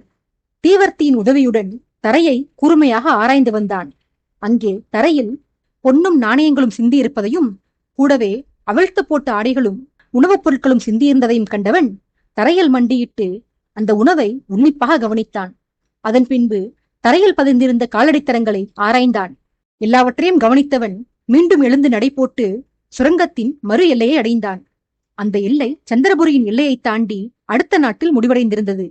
சுரங்க வாயிலை திறந்து கொண்டு அரசனும் அவனது வீரர்களும் வெளிப்பட்டு தாங்கள் வந்து சேர்ந்திருந்த இடம் குறித்து ஆராய்ந்து கொண்டிருந்தனர். அதற்குள் இரு நாட்டு எல்லை காவலர்களுக்கும் தான் யாரென்று எடுத்து கூறி புரிய வைத்தபடியே தன் வீரர்களுடன் சேர்ந்து சுரங்கத்தின் மறு எல்லையை தேடிக்கொண்டிருந்தான் பிரதாபன். எங்கோ தூரத்தில் பிரதாபனின் குரலோசை அரசனின் காதில் மெல்லமாக விழ வருணனிடம் பிரதாபன் இருக்கும் திசையை கூறி அவனை அழைத்து வருமாறு ஆணையிட்டான். அரசன் காட்டிய திசையில் ஓடிச் சென்ற வருணன் தொடர்ந்து செல்லச் செல்ல பிரதாபனின் குரல் அருகாமையில் ஒலிப்பதை கேட்டு அவன் இருந்த இடத்தை அடைந்தான். வருணனை பார்த்த பின்புதான் பிரதாபனுக்கு நிம்மதியே பிறந்தது. ஆதித்யன் எங்கேடா? அவன் பத்திரம்தானே என அக்கறையோடு கேட்டான். வருணன் கிண்டலாக, அவரை இம்சிக்க எனக்கு மட்டுமே உரிமை உண்டு அண்ணா. என்னைத் தவிர எந்த தீங்கும் அவரை நெருங்க நான் அனுமதிக்க மாட்டேன் என்று வேடிக்கையாக சொல்லி சிரித்தான். எல்லை காவலர்களை வருணன் நெருங்க அவர்கள் வருணனை அடையாளம் கண்டுகொண்டு மரியாதை செலுத்தினர். நெருங்கியவன் அவர்களிடம் கோபமாக, அரசரது மெய்க்காவலர்களிடம் விசாரணை செய்யுங்களடா. அவரது எதிரை எனக்கு கைகூப்பி கும்பிடு போடுங்கள். எருமைகளே, என்னவர்களிடம் இத்தனை கெடுபடி காட்டுகிறீர்களே, இங்கிருக்கும் சுரங்கப்பாதை வழியாக கயவர்கள் சுதந்திரமாக இரு நாடுகளுக்கும் இடையே உலா சென்று வந்திருக்கின்றனர். அவர்களை தடுக்காமல் விட்டுவிட்டு அரசருக்கு வேண்டப்பட்டவர்களிடம் கெடுபிடி காட்டுகிறீர்கள். அவர்களை உள்ளே வர அனுமதியுங்களடா என்று இறைந்தான். வருணனின் அதட்டலுக்கு பயந்து பிரதாபனும் மற்றவர்களும் எல்லைக்குள் அனுமதிக்கப்பட குதிரைகளுடன் அரசன் இருந்த இடத்தை அனைவரும் அடைந்தனர். வேகமாக குதிரையிலிருந்து குதித்து அரசனிடம் நெருங்கிய பிரதாபன், எதையும் கண்டறிய முடிந்ததா ஆதித்யா? எதிரிகள் உள்ளே சென்று வந்திருப்பதாக வருணன் தெரிவித்தான். உண்மையா என்று கேட்டான் ஆச்சரியம் மாறாமல். ஆதித்யன் உண்மைதான் என்று தலையசைத்து, ஒரு முறை இருமுறை அல்ல பிரதாபா, இங்கு பலமுறை வந்து போயிருக்கின்றனர். வந்தது இல்லாமல் பல நாட்கள் தங்கியும் சென்றிருக்கிறார்கள். ஆண்கள் மட்டுமல்ல, ஒரு பெண் கூட இங்கு வந்து போயிருக்கிறாள். அது நிச்சயம் சுபத்திரையாகத்தான் இருக்க வேண்டும். அவர்களது செலவுக்கு தேவையான பொக்கிஷத்தை எடுக்க அடிக்கடி இங்கு வந்திருக்க வேண்டும். கூடவே நாட்டு நிலைமையையும் அறிந்து கொண்டு சென்றிருக்க வேண்டும். சந்திரபுரியின் எல்லைக்குள் காவல் தீவிரமாக இருப்பதனால் அவர்கள் சுரங்கத்தின் மறு எல்லையை அடுத்த நாட்டின் எல்லைக்குள் அமைத்திருக்கின்றனர். சுரங்க வழியாக அந்தகார காட்டிற்குள் நுழைந்து அங்கே நாட்டிற்குள் ஊடுருவி இருக்கின்றனர். அங்கு சிந்தியிருந்த உணவுப் பொருட்களை ஆராய்ந்த போது அது அங்கு சிந்தப்பட்டு ஒரு சில நாட்களே ஆகியிருக்க வேண்டும் என்று தோன்றுகிறது. எனில் நான் சந்திரபுரியின் அரசனாக பொறுப்பேற்றது வரை அனைத்து தகவல்களையும் எதிரி அறிந்து கொண்டு சென்றிருக்கிறான். அதுவும் நல்லதற்குத்தான். இனி ஆட்டம் சூடுபிடிக்கும். அவன் விரைவில் வெளிப்படுவான் என்று கூறி மர்மமாக சிரித்தான். பின்பு குதிரை ஏறி அண்டை நாட்டின் எல்லையோரமாகவே பயணித்து கானகத்திற்கு வெளிப்புறமாக சுற்றி வந்து சந்திரபுரியை அடைந்தான். எடுத்து வந்த பொக்கிஷங்களை தனக்கு நம்பிக்கையானவர்களின் பொறுப்பில் ஒரு பாதுகாப்பான இடத்தில் வைத்தான் ஆதித்யன். இதை கண்ட பிரதாபன், ஏன் ஆதித்யா பொக்கிஷங்களை சந்திரபுரியிலேயே வைக்கிறாய்? தலைநகருக்கு எடுத்துச் செல்ல வேண்டியதுதானே? இவ்வளவு பொக்கிஷங்கள் இந்த சிறிய நாட்டிற்கு தேவையா என்ன என்று கேள்வி எழுப்பினான். ஆதித்யன் வினயமாக சிரித்து, வசுமித்ரா இன்னும் சில காலத்தில் வேறொருவரின் ஆளுகையில் இருக்கும்.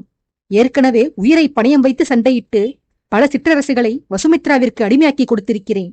போதாக்குறைக்கு என் இன்ப துன்பங்களை எல்லாம் ஒதுக்கி வைத்துவிட்டு ராஜ்யத்தை பாதுகாத்தும் வந்திருக்கிறேன்.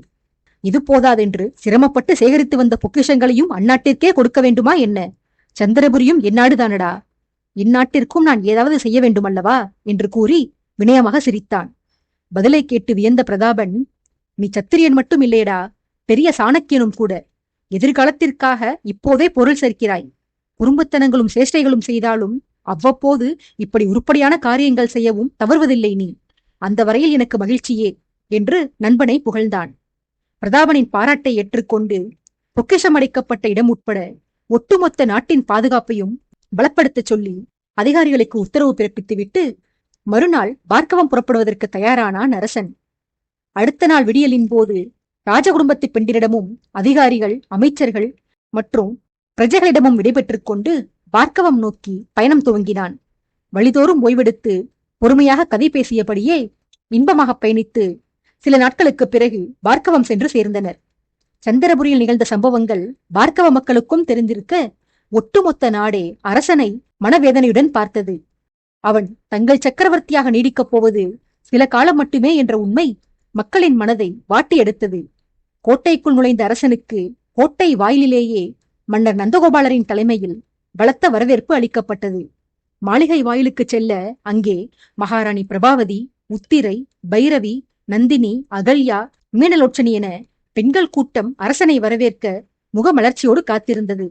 அனைவரும் நின்றிருக்க அரசன் தேடிய பெண் மட்டும் அக்கூட்டத்தில் காணப்படவில்லை. ஸ்வர்ணிகாவை கூட்டத்தின் மத்தியில் தேடினான். அண்ணாந்து பார்த்து மேல் மாடத்தில் தேடினான். மாளிகைக்குள் எட்டி பார்த்து கூடத்தில் இருக்கிறாளா என்று தேடினான். எங்குமே இல்லை அவள்.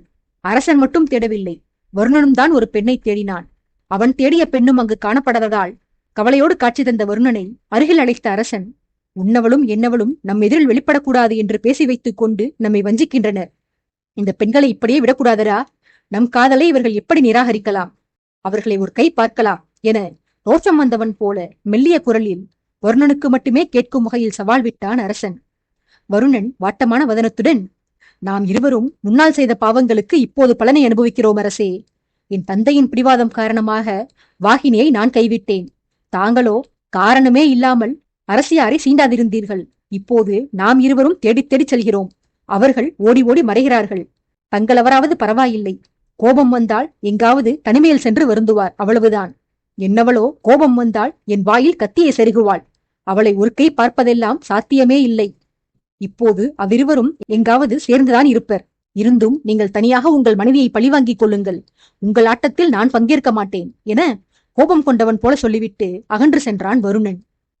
அரசனுடன் பயணம் செய்து வந்தவர்கள் அனைவரும் அவரவர் தங்கும் இடங்களுக்கு சென்று சேர கௌதமன் சிவகாமியை அழைத்துக் கொண்டு ஆதித்யன் மட்டும் அன்னை தங்கியிருந்த மாளிகையினுள் சென்றான். அங்கே கூடத்தில் பிரபாவதியும் அவரது நாத்தனார்களும் ஆதித்யன் கௌதமனுக்காக காத்திருந்தனர். பிரபாவதியின் கண்களில் ஆனந்தத்தினால் பெருக்கெடுத்த விழிநீர் திரண்டு அவரது பார்வையை தடை செய்திருந்தது. அரசன் கௌதமனின் கையை பிடித்து அன்னையிடம் அழைத்து வர உணர்ச்சி வசப்பட்ட பிரபாவதி, மகனே, நான் கேள்விப்பட்டதெல்லாம் உண்மையா? சந்திரபுரியில் இருந்து எனக்கு ஒரு தகவல் வரப்பெற்றது. அதில் இருந்த கருத்துக்கள் நிஜம்தானா? இன்னொரு ஏமாற்றத்தை என் வாழ்வில் தாங்க முடியாதப்பா என முகத்தை மூடி கண்ணீர் விட்டார். கௌதமனின் கரத்தை விடுவித்த அரசன் முகத்தை மூடியிருந்த அன்னையின் கரத்தை எடுத்துவிட்டு தனது அங்கவஸ்திரத்தால் அன்னையின் கண்ணீரை துடைத்துவிட்டு, உங்கள் கேள்விகளுக்கு பதில் கிடைக்கும் அம்மா. ஆனால் முதலில் என் கேள்விக்கு நீங்கள் பதில் கூறுங்கள். இப்போது மகனே என்று அழைத்தீர்களே, எந்த மகனை அழைத்தீர்கள் என்று விளையாட்டாக கேட்டான். தனக்கு 2 மகன்கள் உள்ளார்கள் என்பதை முதலில் கண்ணாரக் கண்டு களிப்பில் மிதந்திருந்த பிரபாவதிக்கு ஆதித்யன் வாயாலேயே எந்த மகன் என்று கேட்கப்பெற்றதும் தனது கனவு உண்மையில் பழித்துவிட்டதாக உணர்ந்தவருக்கு அளவு கடந்த மகிழ்ச்சி அதிக கண்ணீரைத்தான் கொடுத்ததே தவிர அவருக்கு பதில் பேச வார்த்தைகளை தர மறுத்துவிட்டது. உணர்ச்சிகளை சமாளிக்க முடியாமல் பிரபாவதி ஆதித்யனின் மாரில் சாய்ந்து கொண்டு விம்மி அழுதார். தாயின் நிலையை உணர்ந்த அரசன், கேள்வியை உங்கள் மகன்கள் எங்களில் யாரிடம் நீங்கள் கேட்டிருந்தாலும் சரி, பதிலை நானே கூறிவிடுகிறேன். சந்திரபுரியில் இருந்து உங்களுக்கு கிடைக்கப்பெற்ற தகவல்கள் யாவும் உண்மையே. இதோ இங்கு நிற்கிறாரே கௌதமன், இவர்தான் உங்களது மூத்த மகன். அவர் அருகில் இருக்கும் குணவதி உங்கள் மருமகள் சிவகாமி. இப்போது உங்களுடன் தினமும் பேசி மகிழ, உங்களுக்கு சேவை புரிய, உங்கள் கண்ணீரை துடைக்க, உங்களிடம் திட்டு வாங்க இன்னொரு மகன் கிடைத்து விட்டபடியால் எனக்கு பொறுப்புகள் குறைகின்றன அம்மா. இனி எனது வேலையில் நான் கொஞ்சம் கூடுதலாக கவனம் செலுத்தலாம் என்று கூறி வந்தவன் கௌதமனின் கரத்தை எடுத்து தாயின் கரத்தில் திணித்து, அம்மா, என்னென்ன சந்தேகங்கள் உள்ளனவோ அவற்றை உங்கள் மகனிடமே கேட்டு தெரிந்து கொள்ளுங்கள் என கூறிவிட்டு மாரில் சாய்ந்திருந்த தாயை நிமிர்த்தி அவரை பார்த்து கொள்ளும்படி தமையனிடம் ஜாடை காட்டிவிட்டு நகர்ந்து செல்ல முயன்றான் அரசன். செல்லவிருந்தவனை அழைப்பிலேயே தடுத்து நிறுத்திய மகாராணி, ஆதித்யா, மூத்தவனை என் கையில் கொடுத்துவிட்டு இனி என்னுடனான உறவு முடிந்துவிட்டது என்று கூறாமல் கூறிச் செல்கிறாயா மகனே? உன் அண்ணன் கிடைத்து விட்டதால் அன்னை நான் உனக்கு அடுத்தவளாகி விடுவேனா? கௌதமன் கிடைத்த பிறகே என்னை கண்டுகொள்ளாமல் செல்கிறாய் நீ. எனில் நீலா கிடைத்து விட்டால் என்னை அடியோடு மறந்து விடுவாயா மகனே? உன் தாயை உன்னிடமிருந்து பிரித்த குற்றத்திற்காக எனக்கு என்ன தண்டனை வேண்டுமானாலும் கொடு அப்பா. ஆனால் உன்னை என்னிடமிருந்து விலக்கி வைத்து தண்டிக்காதே. மரண வேதனையை விட கொடூரமான வேதனை அது. பிறப்பால் கௌதமன் எனது மூத்த மகனாக இருக்கலாம். ஆனால் என்னை முதலில் அம்மா என்று அழைத்தவன் நீதான் கண்ணா. நீலா அடிக்கடி கூறுவாள், ஆதித்யன் நம் மகன். அவனை யாரும் தனியாக உரிமை கோர முடியாது. சோமவர்மரின் மனைவிகள் 3 மட்டும் இல்லாமல் ஒட்டுமொத்த வசுமித்ராவிற்குமே அவன் செல்ல மகன் என்று எனக்கு அறிவுறுத்தியபடியே இருப்பாள். நான் தான் சுயநலத்தினால் உன்னை எனக்கு மட்டுமே சொந்தமாக்கிக் கொண்டேன். உன் அன்னையை வருந்தச் செய்ததற்காக பிரிவினால் நீ என்னை வருத்தாதே மகனே என்றெல்லாம் கௌதமனின் கரத்தில் இருந்து தன் கரத்தை விடுவித்துக் கொண்டு மறுபடியும் ஆதித்யனை நெருங்கி வந்து அவன் கரத்தை பற்றியபடி அழுது புலம்பி வந்தார். ஆதித்யன் பெருமூச்சு விட்டு, என் மகன்களான ஆதவன், உதயன் மற்றும் எனக்கு பிறக்கப் போகும் மகளை கூட சமாளித்து விடுவேன் அம்மா. ஆனால் வயதான மகள் உங்களைத்தான் என்னால் சமாளிக்க முடியவில்லை. எதற்கெடுத்தாலும் அழுகை, அடம். பாலகர்கள் என்னையே தொற்றிக்கொண்டு திரிவது போல என் கரத்தை பற்றி கொண்டு என்னை வெளியே செல்ல விடாமல் தடுக்கிறீர்கள். நன்கு கேட்டுக்கொள்ளுங்கள் அம்மா. தாய் நீலாதேவி கூறியதைத்தான் நானும் கூறுகிறேன். நான் என் அன்னைமார்கள் 3க்குமே பொதுவானவன்தான். 3 எனக்கு எந்த பாகுபாடும் கிடையாது. என் கண்முன்னே நிற்கும் உங்கள் ஆசைகளையும், ஒளிந்து கொண்டு என்னிடம் கண்ணாமூச்சியாடும் தாய் நீலாவின் ஆசைகளையும், வானுலகத்தில் இருந்தவாறு என்னை அனுகுணமும் ரட்சித்து வரும் என் தாய் வான்மதியின் ஆசைகளையும் பொறுப்பான மகனாக இருந்து சிறப்பாக செய்து முடிப்பேன். என் தாய்மார்கள் வருந்தும்படி நடந்து கொள்ள மாட்டேன் நான். எனக்கு இப்போது நிறைய பணிகள் இருப்பதனால்தான் அவசரமாக செல்கிறேன். வேலைகளையெல்லாம் முடித்துவிட்டு உங்களிடம் வந்து என் அண்ணனை மட்டும் கொஞ்சுகிறீர்கள், என்னை கொஞ்ச மாட்டீர்களா என்று போட்டி போட்டு அடம் செய்வேன். இத்தனை பெரிய தாடி மீசையை வைத்துக் கொண்டு நான் அடம் செய்யும் காட்சிகளை காண செய்யாமல் நீங்களே என்னை உங்கள் அறையை விட்டு துரத்தப் போகிறீர்கள். அடம் பிடிக்கவும் உங்கள் ஆசைகளை தீர்த்து வைக்கவும் நான் பிறிதொரு சமயத்தில் வருகிறேன் அம்மா. இப்போது மூத்தவரை கொஞ்சுங்கள் என்று கூறி வெளியே செல்ல அவசரப்பட்டான். மறுபடியும் மகனை நிறுத்திய பிரபாவதி, அப்படியெனில் எனக்கு ஒரு வாக்கு கொடு ஆதித்யா. என் ஆசை எதுவானாலும் அதை தட்டாமல் நிறைவேற்றுவேன் எனக் கேட்டு மகாராணி அமைதியாக மகனை நோக்கிக் கொண்டிருக்க அன்னையின் உள்ள கிடக்கையை ஊடுருவி பார்க்க முயன்றான் ஆதித்யன். மகனை அழைத்தவர், என் இச்சையை உன்னால் படித்துணர முடியாது மகனே. நான் மனதில் நினைத்தால்தானே அதை நீ படிப்பாய். நான் அதை உள்ளத்தில் ஒளித்து வைத்திருக்கிறேன். நான் வெளிப்படுத்துவது என் ஆசை மட்டுமல்ல, ஒட்டுமொத்த ராஜ்ய மக்களின் ஆசையும் அதுதான் என்று பிரபாவதி பேசி வந்த நேரத்தில் பைரவி குறுக்கிட்டு, ஆமாதித்யா, பெரியவன் கிடைத்து விட்டதாகவும் அவனுக்கு நீ உன் மணிமுடியை அணிவிக்கப் போகிறாய் என்றும் செய்தி கேள்விப்பட்ட பின்னால் இந்த பார்க்கவத்தில் ஏற்பட்ட கொந்தளிப்பை சொல்லி மாளாது. பிரஜைகள் உன்னை தவிர வேறு யாரையுமே அந்த ஆசனத்தில் அமரவிட மாட்டார்கள் அப்பா. உன் முடிவை மாற்றிக்கொள்வதுதான் சரி என வேண்ட, பிரபாவதி சீற்றம் வந்தவராக, இவனிடம் என்ன வேண்டுவது பைரவி? இவன் சக்கரவர்த்தியாக இருக்கலாம், ஆனால் நான் மகாராணி, அன்னையும் கூட. நீங்கள் இருவரும் இவன் அத்தைமார்கள், இந்நாட்டின் இளவரசிகள். நாம் இரும் கட்டளைகளை இவன் ஏற்றுதான் ஆக வேண்டும். நமது வார்த்தைகளை உதாசீனம் செய்ய இவனுக்கு அதிகாரம் இல்லை என ஆவேசம் வந்தவராக கூறி ஆதித்யனின் கரத்தை எடுத்து தன் கை மீது அவராகவே வைத்து சத்தியம் வாங்க முற்பட்டார். கையை விருட்டென உருவிக்கொண்ட ஆதித்யன் அடுத்த கணம் நெடுஞ்சான்கிடையாக அன்னையின் பாதத்தில் விழுந்தெழுந்து கிண்டல் கலந்த துணியில், தெய்வமே, மகாராணி மற்றும் இளவரசிகளின் கட்டளைகளை நிராகரிக்கும் துணிவு இந்த அடியவனுக்கு கிடையாதுதான். இருந்தும் என் இச்சைகளையும் உணர்ந்து கொள்ள முயற்சி செய்யுங்கள் தேவிமார்களே. நானும் மனிதன்தான். எனக்கும் வாழ்வை என் இஷ்டத்திற்கு இன்பமாக அனுபவித்து வாழ வேண்டும் என்ற ஆசை உள்ளது. உங்கள் அன்பு கணவர் சோமவர்மர் சிறு வயதிலிருந்தே என்னை கண்டிப்போடு வளர்த்து வந்தார். சிறையில் அடைத்து வைத்து சித்திரவதை செய்யாத குறைதான். நிஜ சிறையில்தான் அடைக்கவில்லை. பரதபுரி நாட்டில் உங்கள் தகப்பனார் ஜேந்தனின் வீட்டுச் சிறையில் அவரது கடுங்காவலில் என்னை அடைத்திருந்தார். சக்கரவர்த்தியாகிய என்னை இப்போதும் மீசையை திருகி திட்டும் குட்டும் கொடுக்கும் ஒரே நபர் அந்த வயதான வாலிபர்தான். எதிரிகள் அஞ்சி நடுங்கும் என்னையே ஒருவர் பயம் கொள்ளச் செய்கிறார் என்றால் அது அந்த கிழவர்தான். இப்போதே இப்படியென்றால் என் வாலிப வயதில் எண்ணி பாருங்கள். இளமையை அனுபவிக்க முடியாமல் என் பாட்டனிடம் சிக்கிக் கொண்டு அல்லாடி வந்தேன். ஏதோ இப்போதுதான் என் வாழ்வை அனுபவிக்க எனக்கு ஒரு சந்தர்ப்பம் வாய்த்திருக்கிறது. தயவு கூர்ந்து சத்தியம், வாக்கு என எதுவும் வாங்கி அதை கெடுத்து விடாதீர்கள் பெண்மணிகளே. உங்களுக்கு புண்ணியமாக போகட்டும் என்று தலைக்கு மேல் கையை உயர்த்தி கும்பிடு போட்டவன் அவ்விடத்தில் இருந்து விட்டெடுத்து ஓடினான். நடந்த காட்சிகளை சிரித்தபடி வேடிக்கை பார்த்து நின்றனர் கௌதமனும் அவன் மனைவியும்.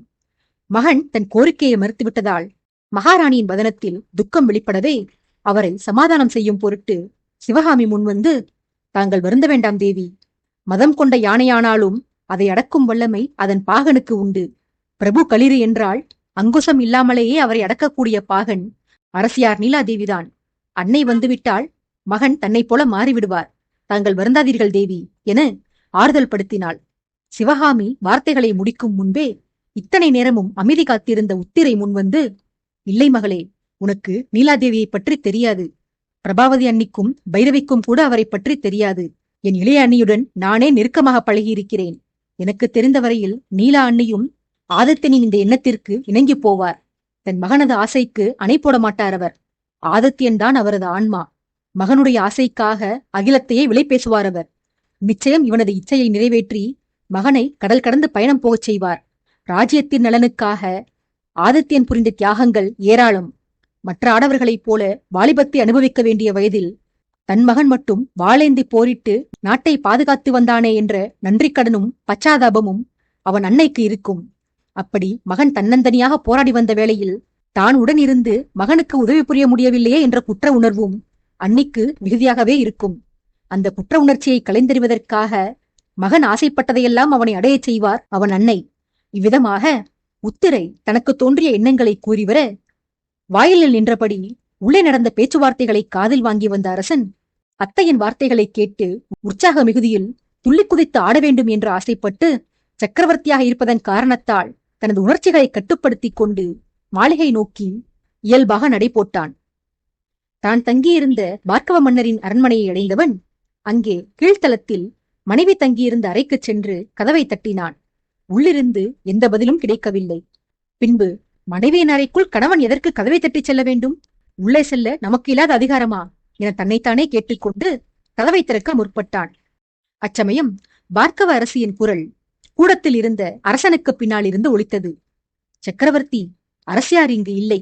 இன்று காலையிலேயே தேவியார் அருகிலுள்ள கிராமம் ஒன்றிற்கு பயணம் மேற்கொண்டிருக்கிறார். உடன் அதிகாரி வாகினியும் சென்றிருக்கிறார். மாலையில் கோட்டைக்கு திரும்பி விடுவார்கள் அரசே என்று பவ்யமாக தகவல் கூறினார்.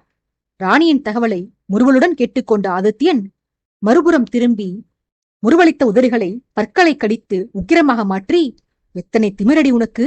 என்னையே பழிவாங்குகிறாயா? நான் இன்று நாடு திரும்புவேன் என்ற செய்தி நிச்சயம் உனக்கு தெரிந்திருக்கும். தெரிந்தும் என்னை வரவேற்க நீ கோட்டையில் தங்கியிராமல் கிராமத்தை பார்வையிடச் சென்றிருக்கிறாய். வா, உனக்கு இருக்கிறது என்று தனக்குத்தானே மனைவியை எண்ணி மனதினுள் கருவிக்கொண்டான் அரசன். நேரம் ஓடியது. மாடி ஏறி தனது அறைக்குச் சென்றிருந்த அரசன் அடிக்கடி கீழிறங்குவதும் அப்படியே மனைவியின் அறையை நோட்டமிடுவதுமாகவே இருந்தான். அறையையே பார்த்து கொண்டிருந்தால் அது கூடத்தில் இருக்கும் அரச குடும்பத்தினரின் கவனத்தை ஈர்க்கும் என்ற காரணத்தினால் தற்செயலாக நடந்து செல்வது போல மாளிகைக்கு வெளியேயும் படியேறி தன் மாடி அறைக்குமாக அடிக்கடி சென்று வந்தான். தான் ஒவ்வொரு முறை செல்லும் போதும் மன்னர் உட்பட அவரது குடும்பத்தினர் அனைவரும் எழுந்து நின்று தனக்கு மரியாதை செலுத்துவது அரசனுக்கு சங்கோஜமாக இருக்க, கீழிறங்குவதை தவிர்த்து மாடி அறையிலேயே முடங்கி கிடந்தான். மாலைக்காக அரசன் எதிர்பார்த்திருக்க, இரவே துவங்கி ஆகாயத்தில் திங்களே தோன்றிவிட்டது. வானில் வெண்மதி காட்சி கொடுத்தும் அரசனின் மதிமுகத்தால்தான் கணவனவனுக்கு தரிசனம் கொடுக்கவில்லை. பொறுமை தளர்ந்து கொண்டே சென்றது.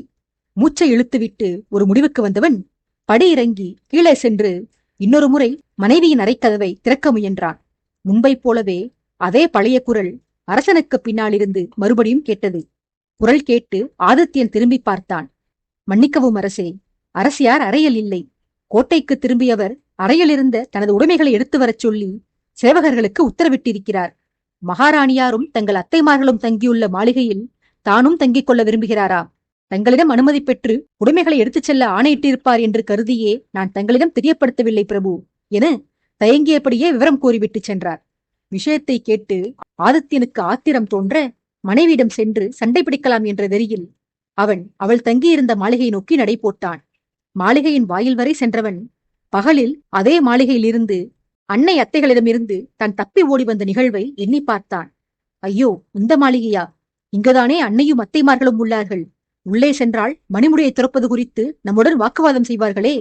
வாதம் செய்தால் கூட பரவாயில்லை, வாளியே நிரம்பும் அளவிற்கு கண்ணீர் வடிப்பார்கள். நிராயுதபாணியாக நின்று ஆயுதம் தாங்கிய 100 எதிரிகளை கூட சமாளித்து விடலாம். ஆனால் அழுது வடிக்கும் ஒற்றை பெண் முன்பு தாக்குப்பிடித்து நிற்பது இயலாத காரியம். அன்னை அழுதே நம்மை இம்சிக்கிறார். மனைவி இவளோ அழகு முகத்தை காட்ட மாட்டேன் என்று இம்சிக்கிறாள். ராஜ்யபாரத்தை சுமப்பதை விட கடுமையானது பெண்களை கையாளுவது.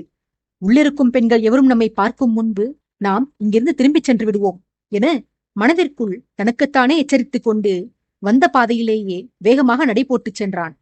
சென்றவன் தன் மாளிகைக்குள் நுழையாமல் கால் போன போக்கில் கோட்டைக்குள் நடந்து திரிந்தான். தன்னை தொடர்ந்து வந்த மெய்க்காவலர்களை நோக்கி கோபமாக, நிழல் கூட இருளில் ஓய்வெடுக்குமடா. ஆனால் நீங்களோ என்னை இம்சிப்பதிலிருந்து ஒரு கணம் கூட ஓயமாட்டேன் என்கிறீர்கள். உங்களுக்கெல்லாம் வேறு வேலையே இல்லையா? எப்போது பார்த்தாலும் என் பின்னால் தான் திரிவீர்களா என்று கடுகடுத்தான். வீரர்கள் சிரித்தபடியே, இதே கேள்வியை முன்பொரு முறை தாங்கள் கேட்டுள்ளீர்கள் பிரபு. அப்போது நாங்கள் கூறிய பதிலையே இப்போதும் கூறுகிறோம். தங்களை தொடர்வதுதான் எங்கள் பணியே. இதற்குத்தான் நாங்கள் ஊதியம் பெறுகிறோம். முன்பாவது எங்களுக்கு தளபதி இருந்தார். தங்களுக்கு தனிமை தேவைப்பட்ட போதெல்லாம் நாங்கள் இத்தனை பேர் உடன்வர தேவையின்றி அவர் மட்டும் தங்களை தொடர்ந்து வந்து பாதுகாத்தார். இப்போது எங்கள் படைக்கு தளபதி இல்லாத காரணத்தால் நாங்கள் பலரும் உங்கள் பின்னால் வர நேர்ந்திருக்கிறது அரசே என விளக்கம் கொடுத்தனர். ஆதித்யன் எரிச்சலடைந்து, முதல் வேளையாக உங்கள் படைக்கு ஒரு தளபதியை நியமித்து பிறகு உங்களை ஒரு வழி செய்கிறேன் என கோபமாக கூறிவிட்டு மறுபடியும் நடை போட்டான். தூரத்தே நெருப்பை மூட்டி அதைச் சுற்றி ஆடவர்கள் பலர் அமர்ந்து கதை பேசிக் கழிக்கும் காட்சி தென்பட அரசன் அவ்விடத்தை நோக்கி நடந்தான். அரசே, அவ்விடத்திற்கு வேண்டாம், நாம் வேறு எங்காவது செல்வோமே என மேய்க்காவலர்களில் ஒருவன் பதைபதைத்தான். பேசியவனை முறைப்போடு திரும்பி பார்த்த அரசன், ஏன், அங்கே என்ன இருக்கிறது? நான் ஏன் அங்கு செல்லக்கூடாது? வீரர்கள் கூடிக்கொண்டாடும் அந்த இடமும் என் வசுமித்ராவிற்குள் தானே வருகிறது. எனில் அந்த இடத்திற்கும் நான் தானே சக்கரவர்த்தி. உங்கள் பணி என்னை தொடர்வதுதான். நான் எங்கே செல்ல வேண்டும் என்று தீர்மானிப்பதல்ல. விடுங்களடா என்னை என இறைந்துவிட்டு வீரர்கள் குழுமியிருந்த இடத்திற்கு சென்றான். அரசனை பார்த்த அமர்ந்திருந்த ஆடவர்கள் அனைவரும் அவசர அவசரமாக எழுந்து நின்று மரியாதை செலுத்தினர்.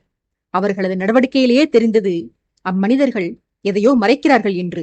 அக்கூட்டத்தில் இருந்து பிரத்யட்சமான வருணன் அரசனின் பார்வை மற்றவர்களின் மீது படாமல் இருக்க அவர்களை மறைப்பது போல் குறுக்கே வந்து நின்று, பிரபு, தாங்கள் இவ்விடத்திற்கா? தாங்கள் நடைபோட கோட்டையில் எத்தனையோ இடங்கள் உள்ளனவே பிரபு. இந்த ஒதுக்குப்புறமான இடத்திற்குதான் தாங்கள் வர வேண்டுமா என தயங்கியபடியே வீரர்களின் செயலை மறைப்பதற்காக அரசனிடம் பேச்சுவார்த்தை நடத்தி வந்தான். பேசியவனை முறைத்த ஆதித்யன், ஏன், நான் என்ன கன்னிப்பெண்ணா? கைவர்களுக்கு பயந்து ஒதுக்குப்புறமான இடங்களுக்கு செல்லாதிருக்க? அப்படி இங்கே என்ன கூட்டம் நடைபெறுகிறது? குடிகாரர்களின் கூட்டம்தானே? மது கொண்டாட்டங்களில் நீ இல்லை என்றால் எப்படி? இதற்கு ஏற்பாடு செய்தது நீயா, அல்லது முன்பை போல உன் அன்பு தமையன் பிரதாபனா? நான் பார்த்து வளர்ந்த நீயே இது போன்ற சீரியர்கள் நிகழும் இடத்தில் சஞ்சரிக்கும் போது உன்னை விட பெரியவன் நான் வருவது குற்றமாடா? எங்கெல்லாம் ஒழுங்கின்மை இருக்கிறதோ அங்கெல்லாம் நீ அவசியம் இருப்பாயடா. எங்கே உன் குவளை? மற்றவர்களெல்லாம் பின்னால் மறைத்து வைத்திருக்கிறார்கள். நீ எங்கே மறைத்து விட்டு வந்தாய் என்று கள்ளத்தனத்தை கண்டுவிட்டவன் போல கேட்டான் அரசன். வருணனோ அதிர்ந்து, பிரபு, என்னை போய் சந்தேகிக்கிறீர்களே? அன்று இதே கோட்டை திடலில் தங்களிடம் வாங்கிய அறை இன்னமும் எனக்கு வலிக்கிறது பிரபு. அரசனாகி தங்களுக்கு இணையான தராதரத்தை பெறும் வரையில் நான் மதுக்குவளையை தீண்டக்கூடாது என்று வைராக்கியம் கொண்டுள்ளேன். தங்கள் தகுதிக்கு நான் இணையானவனாகிவிட்டால் பிறகு என்னை கேள்வி கேட்க தங்களுக்கு உரிமை இருக்காது. அதுவரை சந்தேகமே வேண்டாம் பிரபு. நான் தவறான செயல்களில் ஈடுபட மாட்டேன் என்று சத்தியம் செய்யாத குறையாக அரசனிடம் வாதிட்டான். பதிலேதும் கூறாமல் இவனை திருத்தவே முடியாது என்பது போன்ற பாவனையில் விரக்தியாக தலையசைத்துவிட்டு அங்கிருந்து அகன்று சென்றான் அரசன். அரசன் மாளிகை சென்று சேர அவனை சந்திக்க மாளிகை வாயிலில் காத்திருந்தாள் வாகினி. பெண்ணவளை பார்த்தவன் விழிகளை விரித்து, பரவாயில்லையே வாகினி, உனக்கு நான் கூட நினைவில் உள்ளேனே. அரசன் என்னை மறந்துவிட்டாய் என்றல்லவா எண்ணினேன். ஒருவேளை இந்த மாளிகையில் வேறு யாரையாவது கண்டு செல்ல வந்தாயா? நான் தான் தவறாக கருதி கொண்டேனா என வம்பிழுப்பது போல் கேட்டான். வாகினி அரசனிடம் கைகூப்பி வணங்கி, தயவு செய்து இந்த பேதையை அப்படி தவறாக எண்ணாதீர்கள் அரசே. தங்களைத் தவிர இந்த உலகில் நான் காத்திருந்து தரிசிக்க எனும் நபர்கள் வேறு யார் உள்ளார்கள் என்று அரசனின் குறைகூறலை தாங்க மாட்டாமல் கேட்டாள். ஆதித்யனோ சிண்டலை நிறுத்தாமல், ஏன் இல்லை? அதான் உன் தோழி இருக்கிறாளே. நேற்று வந்த தோழிக்காக உனக்கு நினைவு தெரிந்த நாளிலிருந்து நீ பழகி வந்த என்னை மறந்து விட்டாயே வாகினி. இதுதான் உனது ராஜபக்தியா? சந்திரபுரியில் இருந்தபோது உன்னை நான் எண்ணாத நாளே இல்லை. அங்கிருந்த அனைவரிடமும் உன்னை பற்றித்தான் உயர்வாக பேசி வந்தேன். நீயானால் நான் நீங்கிச் சென்ற இந்த சில நாட்களில் என்னை அடியோடு மறந்துவிட்டாய். காலையில் நான் கோட்டைக்குள் அடியெடுத்து வைத்தது முதலாக இங்குள்ள முக்கியஸ்தர்கள், என் குடும்பத்தினர், அபிமானிகள் என என்னை தரிசிக்க வராத நபர்களே இல்லை, உன்னையும் உன் தோழி ஸ்வர்ணிகாவையும் தவிர. அவளுக்கு என் மீது பதிபக்தியும் இல்லை, ராஜபக்தியும் இல்லை. அதனால் அவள் வரவில்லை. உனக்கு கூட என் மீது பக்தி விசுவாசம் இல்லாமல் போயிற்றா? அல்லது ஒருவேளை இவன் பதவி இன்னும் சில காலம்தான், இவனுக்கு நாம் ஏன் மரியாதை கொடுக்க வேண்டும் என எண்ணிவிட்டாயா? அப்படியென்றால் சொல்லிவிடமா, நான் மனதை தேற்றிக் கொள்கிறேன். பாசம் பக்தியை எல்லாம் உன்னிடம் எதிர்பார்க்க மாட்டேன் இனிமேல் என அரசன் சீண்டிக் கொண்டு போக, கோட்டை திடல் என்றும் பாராமல் அரசனின் மீக்காவலர்கள் அருகில் இருப்பதையும் பொருட்படுத்தாமல் பட்டென அரசனின் பாதத்தருகே மண்டியிட்டாள் வாகினி. மண்டியிட்டவளை அரசன் தூக்கிவிட, அவளோ, என் விசுவாசத்தை சந்தேகிக்காதீர்கள் பிரபு. அரசியாருடன் நான் துணைக்கு வெளியே சென்றதால்தான் தங்களை தரிசிக்க வர இயலாமல் போயிற்று அரசே. நான் கோட்டைக்குள் வந்தபோது தாங்கள் அறையில் ஓய்வெடுத்து வருவதாக கூறினார்கள். அதனால்தான் முன்பே தங்களை வந்து தரிசித்துச் செல்ல இயலவில்லை. தயவு கூர்ந்து என்னை நம்புங்கள் பிரபு என்று கண்ணீர் மல்க மன்றாடினாள். வாகினியை அரசன் சீண்டியதே அவளைக் கொண்டு ஒரு காரியம் சாதித்துக் கொள்ளலாம் என்ற எண்ணத்தில்தான். பெண்ணவளின் கவலை ஆதித்யன் முடிக்க விரும்பிய காரியத்திற்கு அச்சாரமாக அமைந்தது. அவளது வருத்தத்தை பயன்படுத்திக் கொண்ட அரசன், சரிவாகினி, உன் விசுவாசத்தை நான் நம்ப வேண்டுமெனில் அதற்கு நீ ஒரு வேலை செய்ய வேண்டும். நாளை காலையில் நான் வருணன் தங்கியிருக்கும் சைலேந்திரன் மாளிகையின் நந்தவன குலத்தருகே காத்திருப்பேன். அதாவது, முன்பொரு முறை உன் தோழி என் மீது கோபம் கொண்டு தனிமையில் அழச் சென்றிருந்தாலே ஒரு இடம், அதே இடத்திற்குதான். அந்த மாளிகைதான் இந்த கோட்டையின் கடைக்கோடியில் யாரும் தொந்தரவு செய்ய முடியாத, மனித சஞ்சாரம் இல்லாத இடத்தில் அமைந்துள்ளது. அந்த இடத்தின் இயற்கை சூழல் கல்லுக்கு கூட காதலை வரவழைக்கும். ஏதாவது சாக்குப்போக்கு சொல்லி என் காரிகையை அங்கு அழைத்து வா. என் மீது இன்னமும் உனக்கு விசுவாசம் உள்ளது என்று நான் நம்ப வேண்டுமெனில் இந்த காரியத்தை நீ மறுக்காமல் செய்தாக வேண்டும் என கிடுக்குப்பிடி போட்டு ஸ்வர்ணிகாவை அனுப்பி வைத்து, தன்னிடம் வராமல் ஓடி ஒளியும் மனைவியை அவளாகவே தன்னை தேடி வருவதற்கான திட்டம் ஒன்றை செயல்படுத்திய நிம்மதியோடு தானும் மாளிகைக்குள் செல்லவிருந்தான். அரசன் அப்போதே உள்ளே சென்றிருந்தால் கூட அவனது திட்டம் வெற்றிகரமாக நிறைவேறியிருக்கும். ஆனால் அதற்கடுத்து அவன் சீண்டிவிட்டுச் சென்ற ஒரு மனிதனால் அரசனின் எண்ணம் ஈடேறாமல் போனது. பஞ்சனையில் படுத்தவாறே மறுநாள் மனைவியை எப்படியெல்லாம் சமாதானப்படுத்தலாம் என்று விடிய விடிய உறக்கம் வராமல் படுக்கையில் புரண்டு கொண்டிருந்தான். நாள் முழுக்க மனைவியுடன் எப்படி இன்பமாக பொழுதை கழிப்பது என்று எத்தனையோ திட்டங்களை வகுத்து வைத்தவன் அடுத்த நாள் தனது எண்ணங்களில் ஒன்று கூட வெற்றி பெறப் போவதில்லை என்பதை அறிந்திருக்கவில்லை.